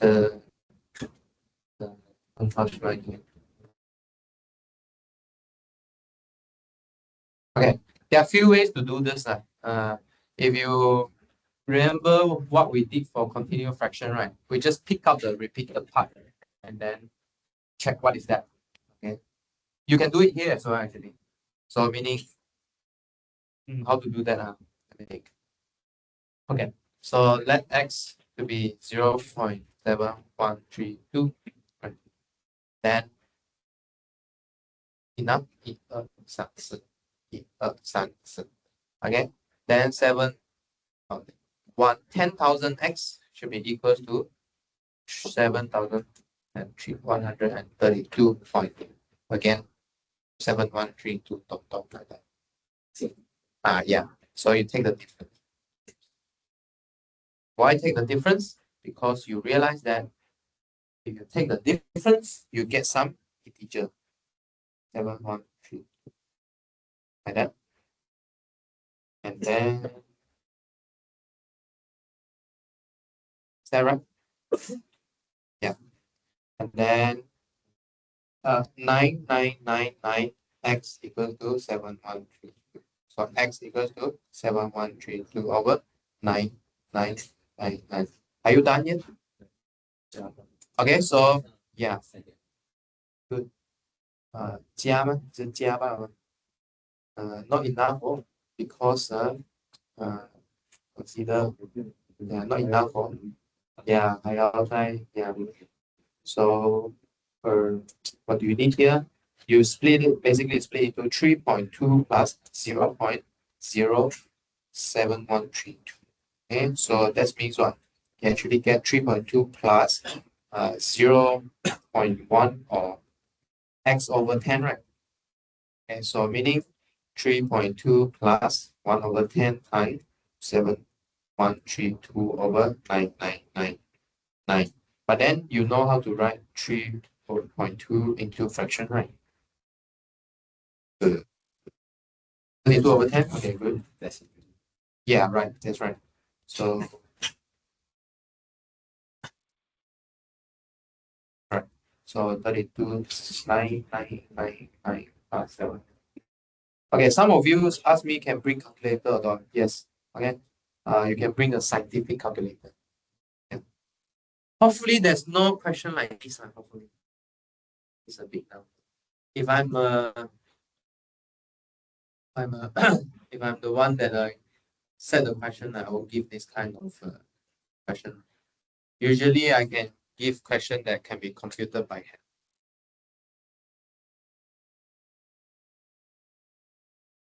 hand. Okay, so far so good. Okay.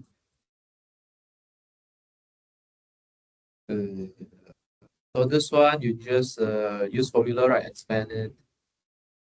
Fine. So second, what do you get for second one? Or find all the convergence. Can you find all the convergence? I think yesterday we discussed similar stuff. Okay, for those who have come yesterday. So why is it possible to find all convergence for question 2? What's the logic here? You still remember what's the convergence is? Ci, C0, C1, C2. The truncated bracket, right? So why is it possible to find all of these for question 2? This is a rational number, so the continued fraction must be finite. And it must stop at a certain period. Okay, then you can find all the CK.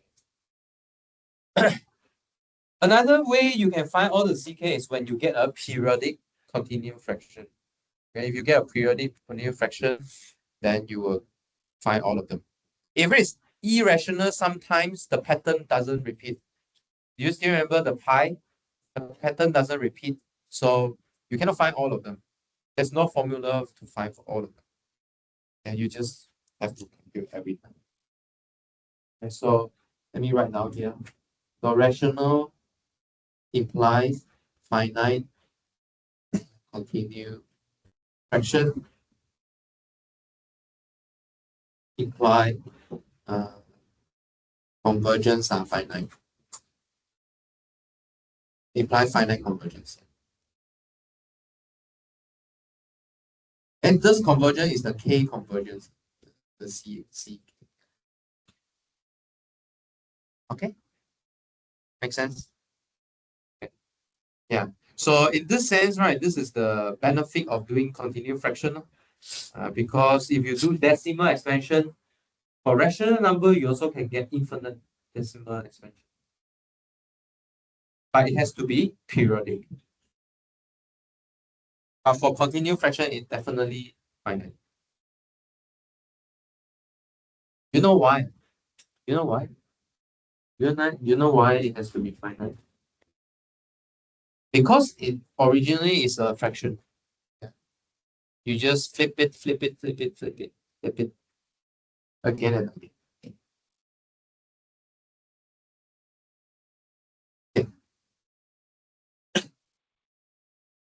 For infinite continued fraction,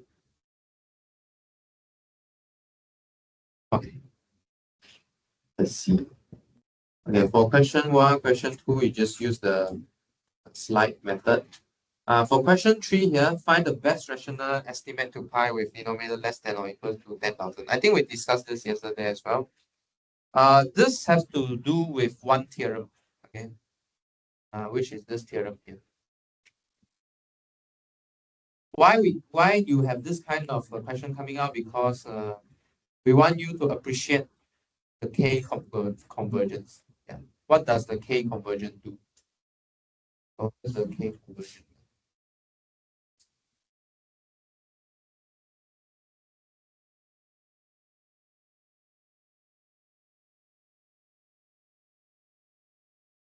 Let's see here.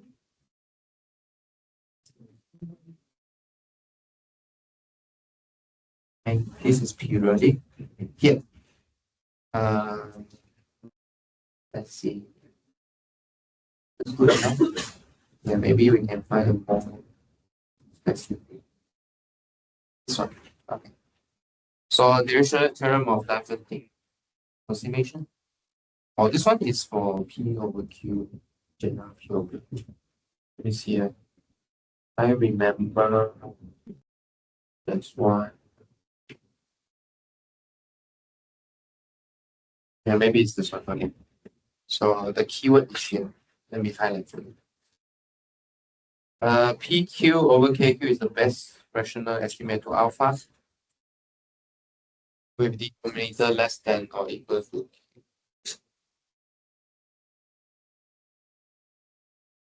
Okay. So what this question says? find the best rational estimate. Okay, with denominator less than or equals to 10,000. So you list out all the CK, okay, you list out all the CK, and then find the denominator that's just less than or equals to 10,000. And just less than or I think we have some ready equation here. Look at pi. Where's my pi? Here. So if you look at this pi here and then try and calculate the C0, C1. And you can see that this denominator, right, increased pretty fast. Very fast. Okay. Just now ask for what? A denominator that's less than 10,000.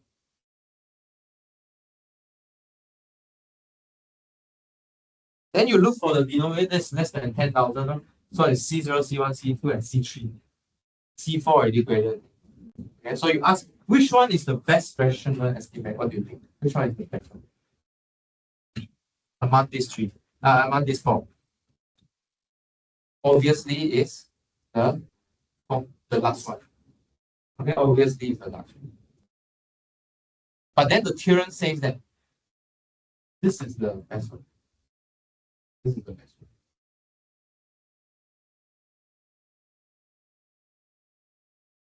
If you go a bit further or go a bit less, it's not the best one.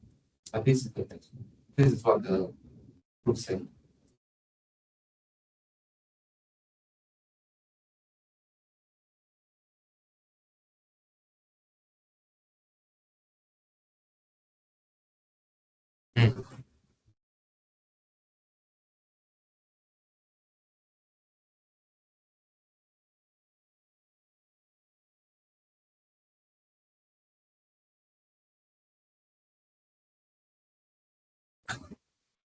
Yeah.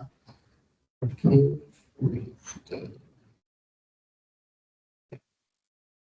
Okay. Yeah. So this statement is kind of strong. Or any question? Any question on this part here?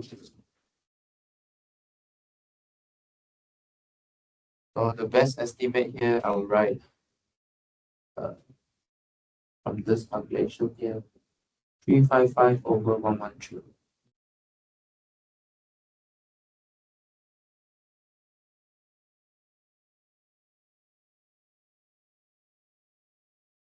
C4.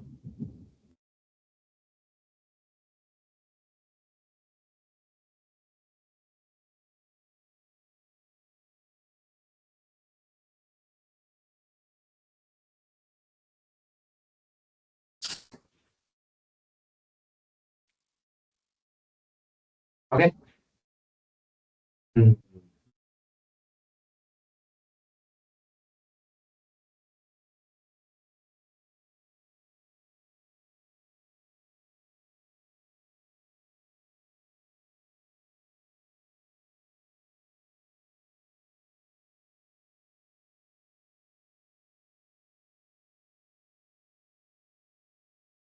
Okay. Any question? So if you want to be better than your K conversion, right? The denominator have to be strictly larger than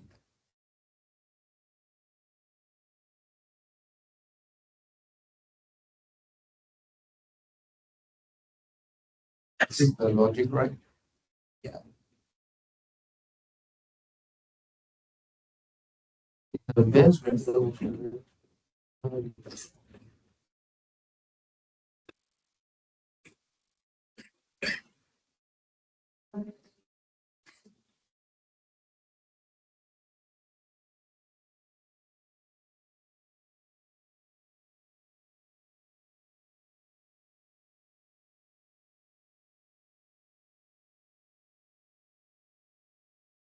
If I agree or not?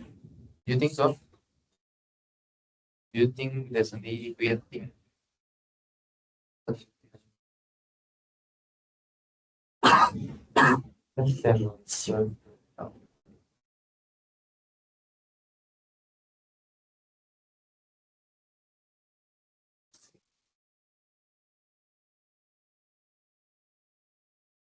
Because this theorem just says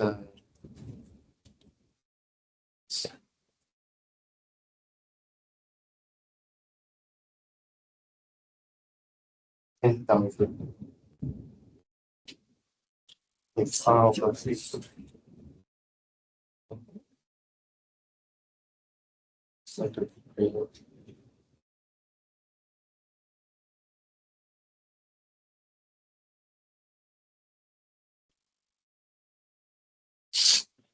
Does everyone buy this? Is it okay? Or you think? What do you think about this one?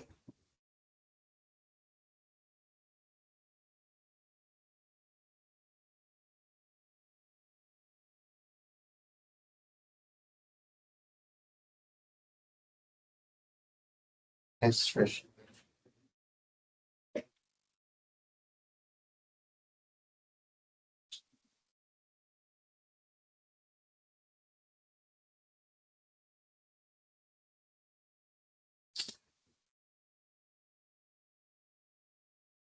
Huh? What do you think? Keep in view.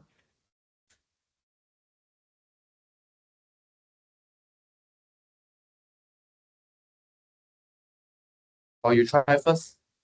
Maybe I'll outlaw a version of solution for this table. Right. Let's do this as an exercise. Yeah, I'll write the full solution.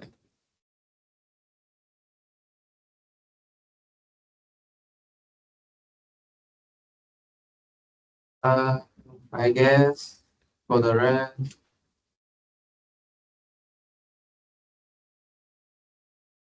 very computation. Sum of square, Pythagorean triples. So I guess there's one formula that you need to know, right? X, Y, Z. Z is m squared plus n squared, and then x is square minus n squared, y is 2mn. This will kind of restrict what you need. So remember that, remember what?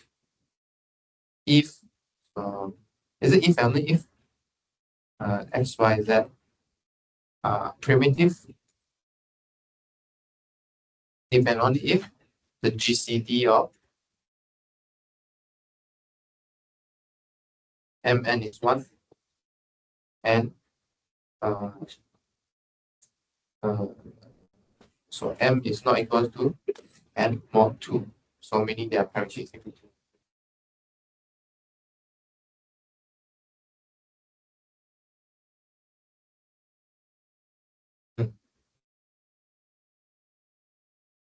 Okay. We will have some question like this as well. The one that we discussed yesterday. So quite important. Sum of square, sum of 3 square, sum of 4 square. I think we discussed just 2 days ago. More importantly, is product of 2 square is again so product of sum of 2 square is again sum of 2 square, product of sum of 4 square is again sum of 4 square. Other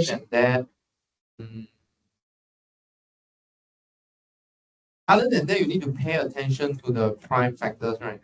So if a number can be written as sum of 2 square if the factors of the form of 4k plus 3 appears twice, no, appears in given order. And then there's a form of number which is 4k to the 4k times 8k plus 8m plus 7, right? Then it cannot be written as a sum of 3 square. Cannot. Let's check.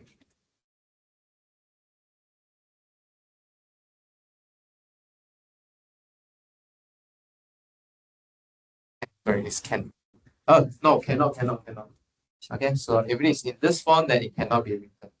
If it is not, you can. So this is sum of 3 square.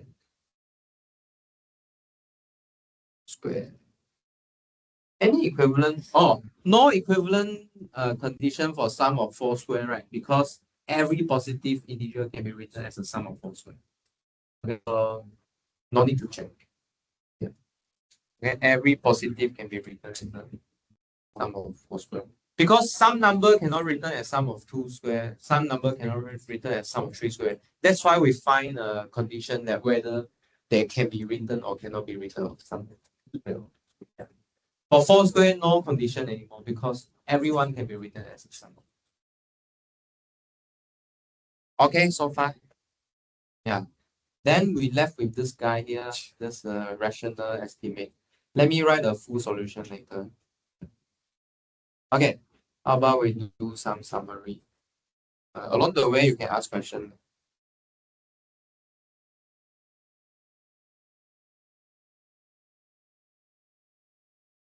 I make a summary for you. Rather than summary, I list out some keywords okay, from each chapter. When you do revision, make sure you hit these keywords. So first, you have divisibility, primes, GCD, and then prime factorization, and then divergent equation. Inside GCD, there's a very important algorithm, Euclidean algorithm. And then second chapter, you have congruent, how to solve linear congruence, Chinese Remainder theorem, system of linear congruence in two variables in particular. And then divisibility tests, right? Just now we mentioned mod 3, mod 9, mod 5, mod 7, mod 11, yeah, mod 10. Fermat's little theorem, Euler's theorem, I think Wilson theorem also apply here.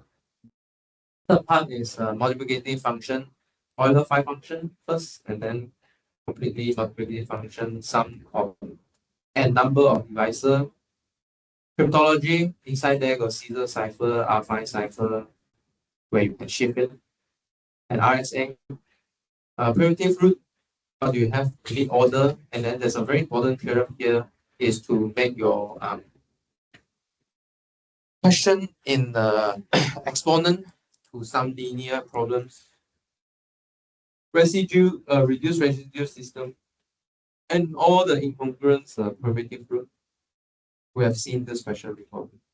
And make sure you know what's the order of primitive root mod p2 p squared, and then some primitive root due to mod p squared, mod pk, mod 2 pk, everything. And number 2 and number 4. And then finally the index arithmetic, which reflects to the first part.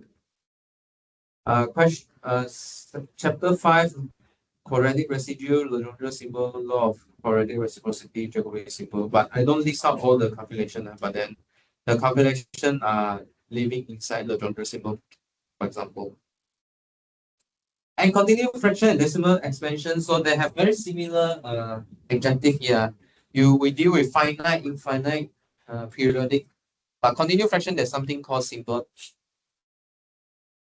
And K convergent here and quadratic irrationals, just a special size of irrational, special form.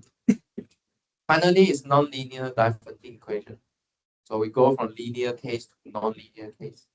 And then these are primitive or not primitive Pythagorean triples. Fermat last theorem, not very important, but just one of the results. And more importantly, is sum of 2 square, 3 square, 4 square. So I highlighted some keyword here that you definitely will see in your exam. Okay. I will upload this as well. So any question you want to ask about lectures, tutorial, about the test? Or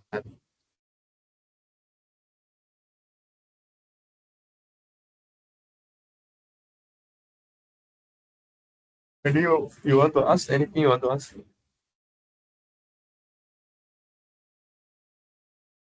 For the best rational estimate, I will try and write out a better solution. I'll let you see what's the whole thing.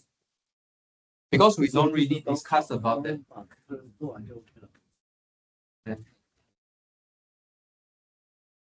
Yeah.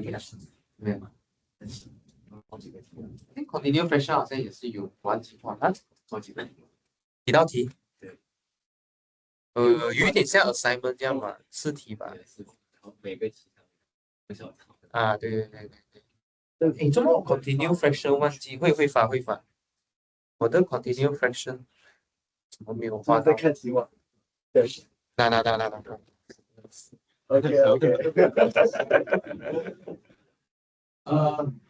我感觉我有漏画一些，but then 会补吗？会补，but then 有画的一点， OK。没有画的看一看。没有，不是这样子，不是这样子说。OK，我觉得你们读书有一点太辛苦，我说太辛苦什么很辛苦啊，太辛苦，所以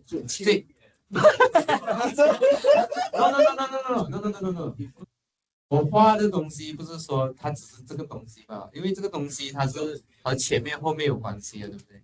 说我画起来只是让你去注意说，这一个 topic 它的怎么说呢？啊，就是它的一些技术性你要有啊，反正它怎么去算、怎么来那些东西跟前面后面有关系的嘛。你不可能说我不学 prime，然后我只学 division，不可能的嘛，对不对？所以你肯定说，what I wanted to say is when I highlight this part, right? I'm not saying that I just test on this because you need to know that like divisibility test, you need to know what is time as well, right? So you need to have a big picture. Then when I highlight this, you need to be more careful on this technique. This is what I wanted to say. It's not that you just read this subject or do this question enough. No, it's not like that. Okay, you still have to like go through everything, but then you are more focused on this part. Yeah, you cannot just learn these keywords without like anything else. It's possible. It's impossible. 那是这样。而且高数。Does it make sense? Does it make sense? Yeah. You still have to do holding revision, but then you need to focus on this one. This one. Okay, you cannot just learn something that without learning front part. It's impossible one. Because we are using everything what we have learned before. Okay. I think I'm pretty sure there's a continued fraction, but maybe I forget to highlight. Let's highlight now. Okay, highlight this. This one has to come out otherwise. No, it turns out that 5 and 6 I forget to highlight. It seems like these are very computational, I guess. So let's highlight. Highlight this.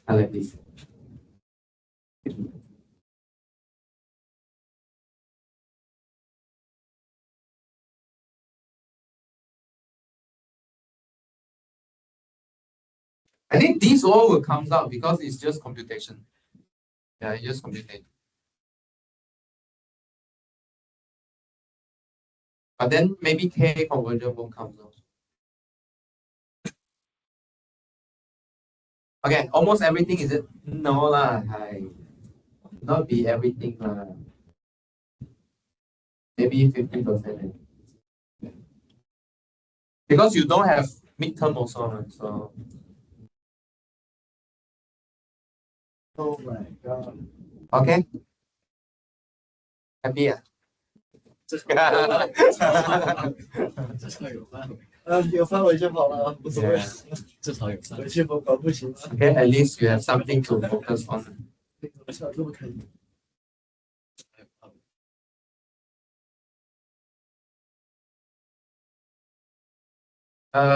Some of you asked, is there any proof question? No. Maybe one of them looks very like proof question. One sub question. Very one sub question. Looks more like proof question. One sub question.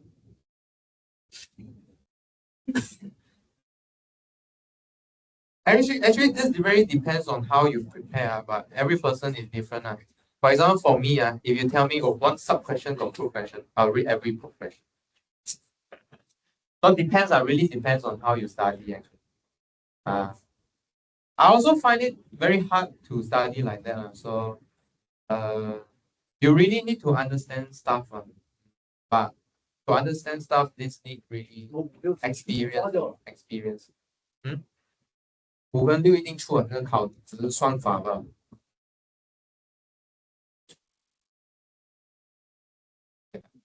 Very computational 5 and 3. We won't have code K conversion, I think. No code K conversion. 不对呀，一共是几个点来着？7个点。那5、6划掉了，不就只3个题了吗？正啊，要。这是终划掉我就不写。这个哦，终点是吧？哎，没事就划掉，划掉，不要看这里，不要看这里啊，划掉就不要看啊，划掉都不用看。Okay, question, good question. What time is it?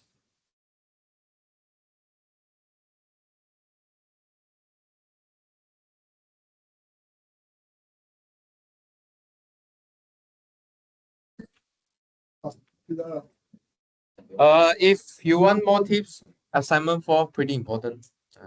Have a look on assignment 4 because yesterday you didn't come, right? Most of you didn't come yesterday.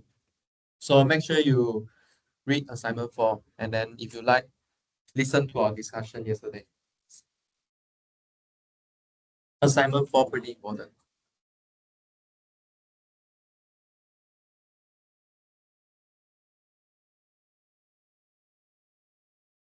Okay. Any more question? A question or no? Shall we say bye bye now?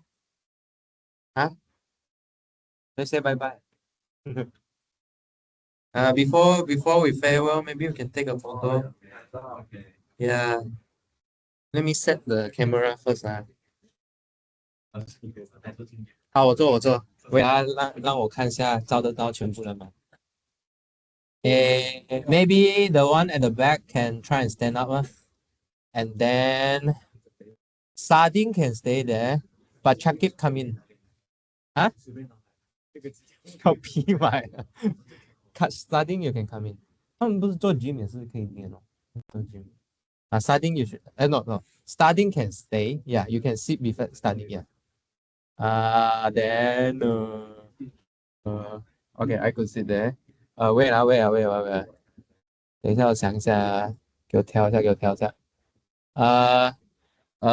呈现过后就要进来了。呈现过后，哎，对，那个思涵对吗？思涵也要进来，思涵要进来。And then 伟彤可以再进来一点点。Yeah, good.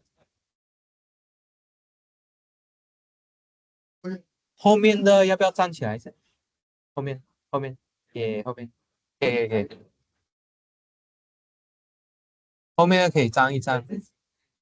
呀，你想要出面的话，你就站一站。Yasmin, yeah, you can come in. Yeah, sure. Very good. Yeah. OK 吗？可以了吗？祥泽，你的头是怎么样的？OK，可以。还有他差了你，你也要再进来一点，你要再进来一点。哎，对。OK，可能低一点，你们低一点。可以，不然后面看不到。低一点，后面女生看不到，还是女生的头高一点。OK，可以。OK，好，可以，躺着。也可以。OK，good，可以。OK，ready first，ready。来，1 2 3。OK，1 2 3，I set a timer。OK，good。So let me set timer。可以，我放进来。我的 timer 在哪？Hi，hello，左娜。Please come in。去那里，可以拉个椅子，还是站在那里也可以。这里在左边一点，靠左一点。Yes，可以。我的 timer 呢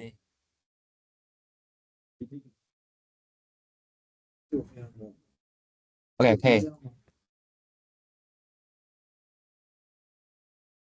差点撑不住了。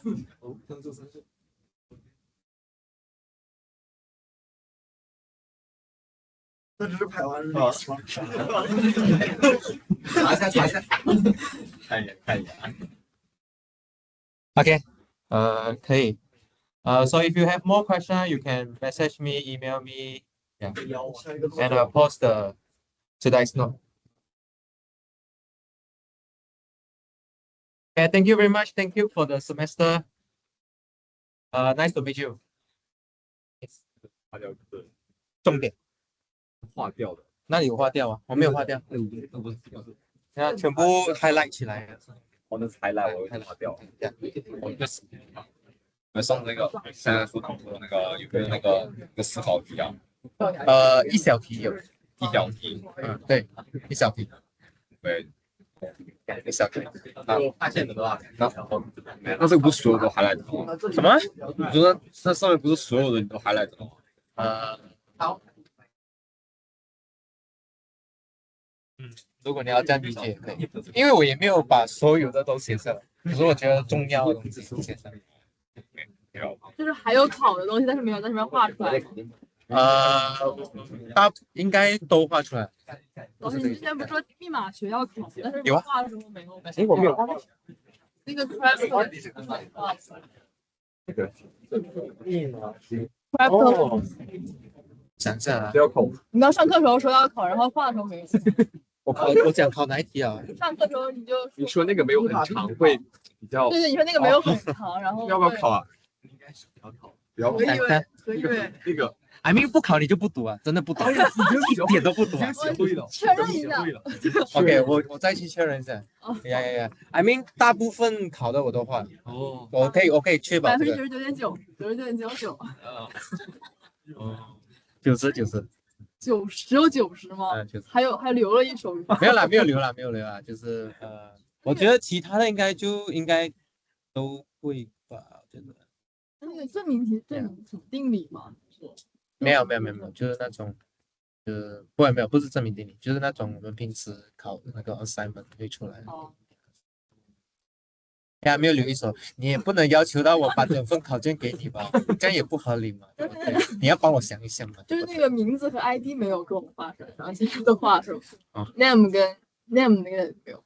我觉得你就不要这样逼我吧，对不对？好，对不对？应该很多了吧？我觉得。发现什么？确认一下大家。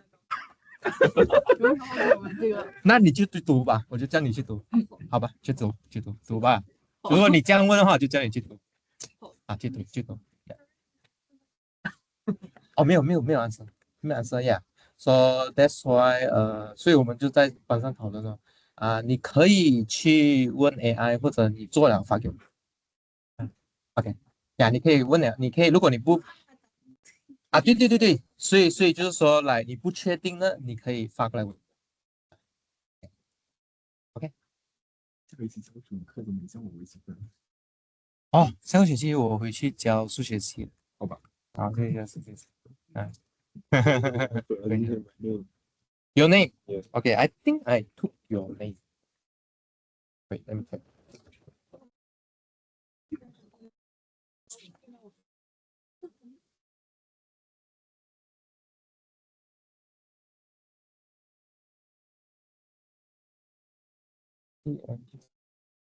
Where's your ID again? Oh yeah. Oh yeah, sure. Okay. Thank you. Okay. 你是谁？意涵啊，为什么我这都没有？这个全部人打勾，反正我等下会打勾，这个是 replacement。好，还有吗？而且我一会儿把你要照片。可以啊，你说发在你的 team 上你提醒我的，因为我等下忘记你是谁，你提醒我。是这 primitive 的路走，我还是有点搞不懂这条怎么做。没有啊，你就是拿那个比如说 start with 2然后你就去找它的 order 咯，或者说你要 prove that 它的 order 是 phi 6，所以你要找 phi 6是什么先？说 phi 6是什么 ？phi 2乘 phi 3，所以就是2减1乘3减1 which is 2。所以你要找一个element 是order 2，你知道什么意思？呀，就是说它一的时候不，它 power 一的时候不是一，但是二的时候才是一。I mean 二应该会稳吧？二不稳，其实24稳，339哎，不稳，4446不稳，哎是46，是49不稳，5525就稳了，51是mod 6嘛，but then 52的话是25，which is 1 mod 6，then 5是个 primitive root of 6了，因为5的是哦，所以说就是找一个哦，呀，那是明白了，之前一直没听懂。嗯这名字这么长啊这个 chapter 六，啊，不会，这肯定不会，那这边只是那种我们班上那种，数字的结合数字前面耶，对，还是那个不是3是它不算分嘛？那我最后的对，结果是应该就是那3个 assignment 差不多平分这样哦，呀就占单的一半啊，对，哦，反正是一半了，反正一半。你在问这那3个的那个就是分配是吗？对正常我是应该是，对，所以应该就是平均的除三。哦，就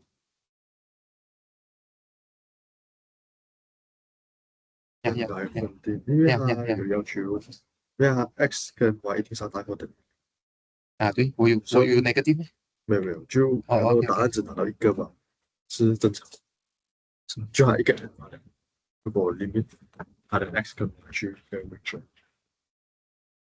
我还有我的 x 那个 y 呢，我拿到一个那个地方，我用来算真正的 x 跟 y。哎呀，这个 I mean 为什么？你是说你一开始的时候这 有 x 跟 y 我是用那个 Euclid 找出来的，啊？OK，然后拿那个地方，我只是把它用来找我的 actual 的手续，可以啊，没有问题啊，没有问题啊。然后我的 actual 手续就只有一个 n，230你是说只有一个答案，啊，只有一个答案有问题没？是 OK 的，因为可能还因为被 x 跟 y 要大过零限制啊，对，没有错。哦。然后刚刚第五课那嗯哼，个 proof for quadratic reciprocity 有那个题那个，嗯哼，这个判是假，它只是其中一个方法 for 我去啊，找，对，没有错。我不一定要对呀，记得这个。呀，哦，还有呀，最后一个就是那个第四课，我不嗯，确定你的 summary 也是要写错东西，我写错东西，OK，这个还是我的 哦，是 mod 吗？of order，我写错了，感觉有写错了。对，它是 more of order，哦，对，我写错了，呀，对，写错了，这个是 more of order，对，order n 哈，啊，我的 呀 A 我算 A mod ，n，啊，mod n of A 啊，对，嗯，呀，做这种所有题目可以再放零吗？还是不会放零？可以放零，可以放零，然后他答案如果要做的话，是要做这样讲还是什么？呃，因为有时可以直接算出来，可以直接写出来。确实，对，如果你直接写的话，建议你做检查哦，因为这样这样比较容易看。没有，因为这样有时候我做这种题目，嗯哼我是直接去找他那个最大的平方嘛，然后拿剩下数再拿一把盲配就可以找，But then 如果有时候你找不到怎么办呢？就找得到的，我大多数找得到的，没有哦，不一定哦。要看的要看。啊，要看。我看没有，这找不到我再往前追啊，再往前追一个数点，慢慢追到，因为我说 I mean for 小号码可以了，啊，就大号码比较达到这样什么90个平方那么，不过那也还好啦，那个90平方，OK，所以就也是可以放零，放零，就可能呀，可以放零，可以放零，嗯应该配得到吧，配什么？应该是配得到吧，配什么？因为像如果你讲你找不到的话啦，有些如果我放零的话，应该是找不到，应该找不到还是找得到？找不到，因为像我做了有些题目是啊，像是因为那些号码都很小了，所以你都可以做了，因为大的话你就很难了。这样的话也是至少也是要写一下那个就验证的答案给你看就可以了啦，呀，去呀，可以那个是。OK，好，可以，马上。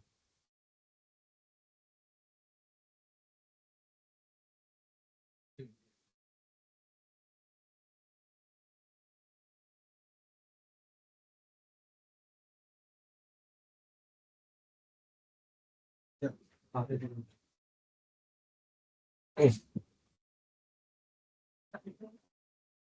哎，那个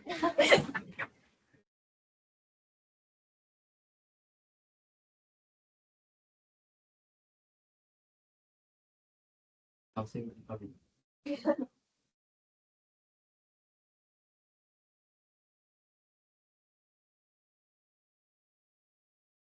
谢老师，拜拜。哎，拜拜，谢谢。哎，哎，哦，对，我还没有来的去看一下你的答案是长怎么样。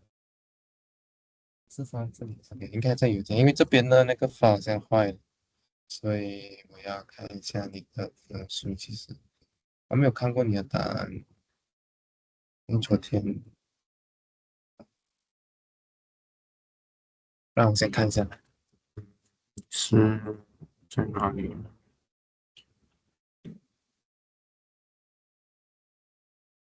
纸箱对，哇，怎么这样快就拿光了？这个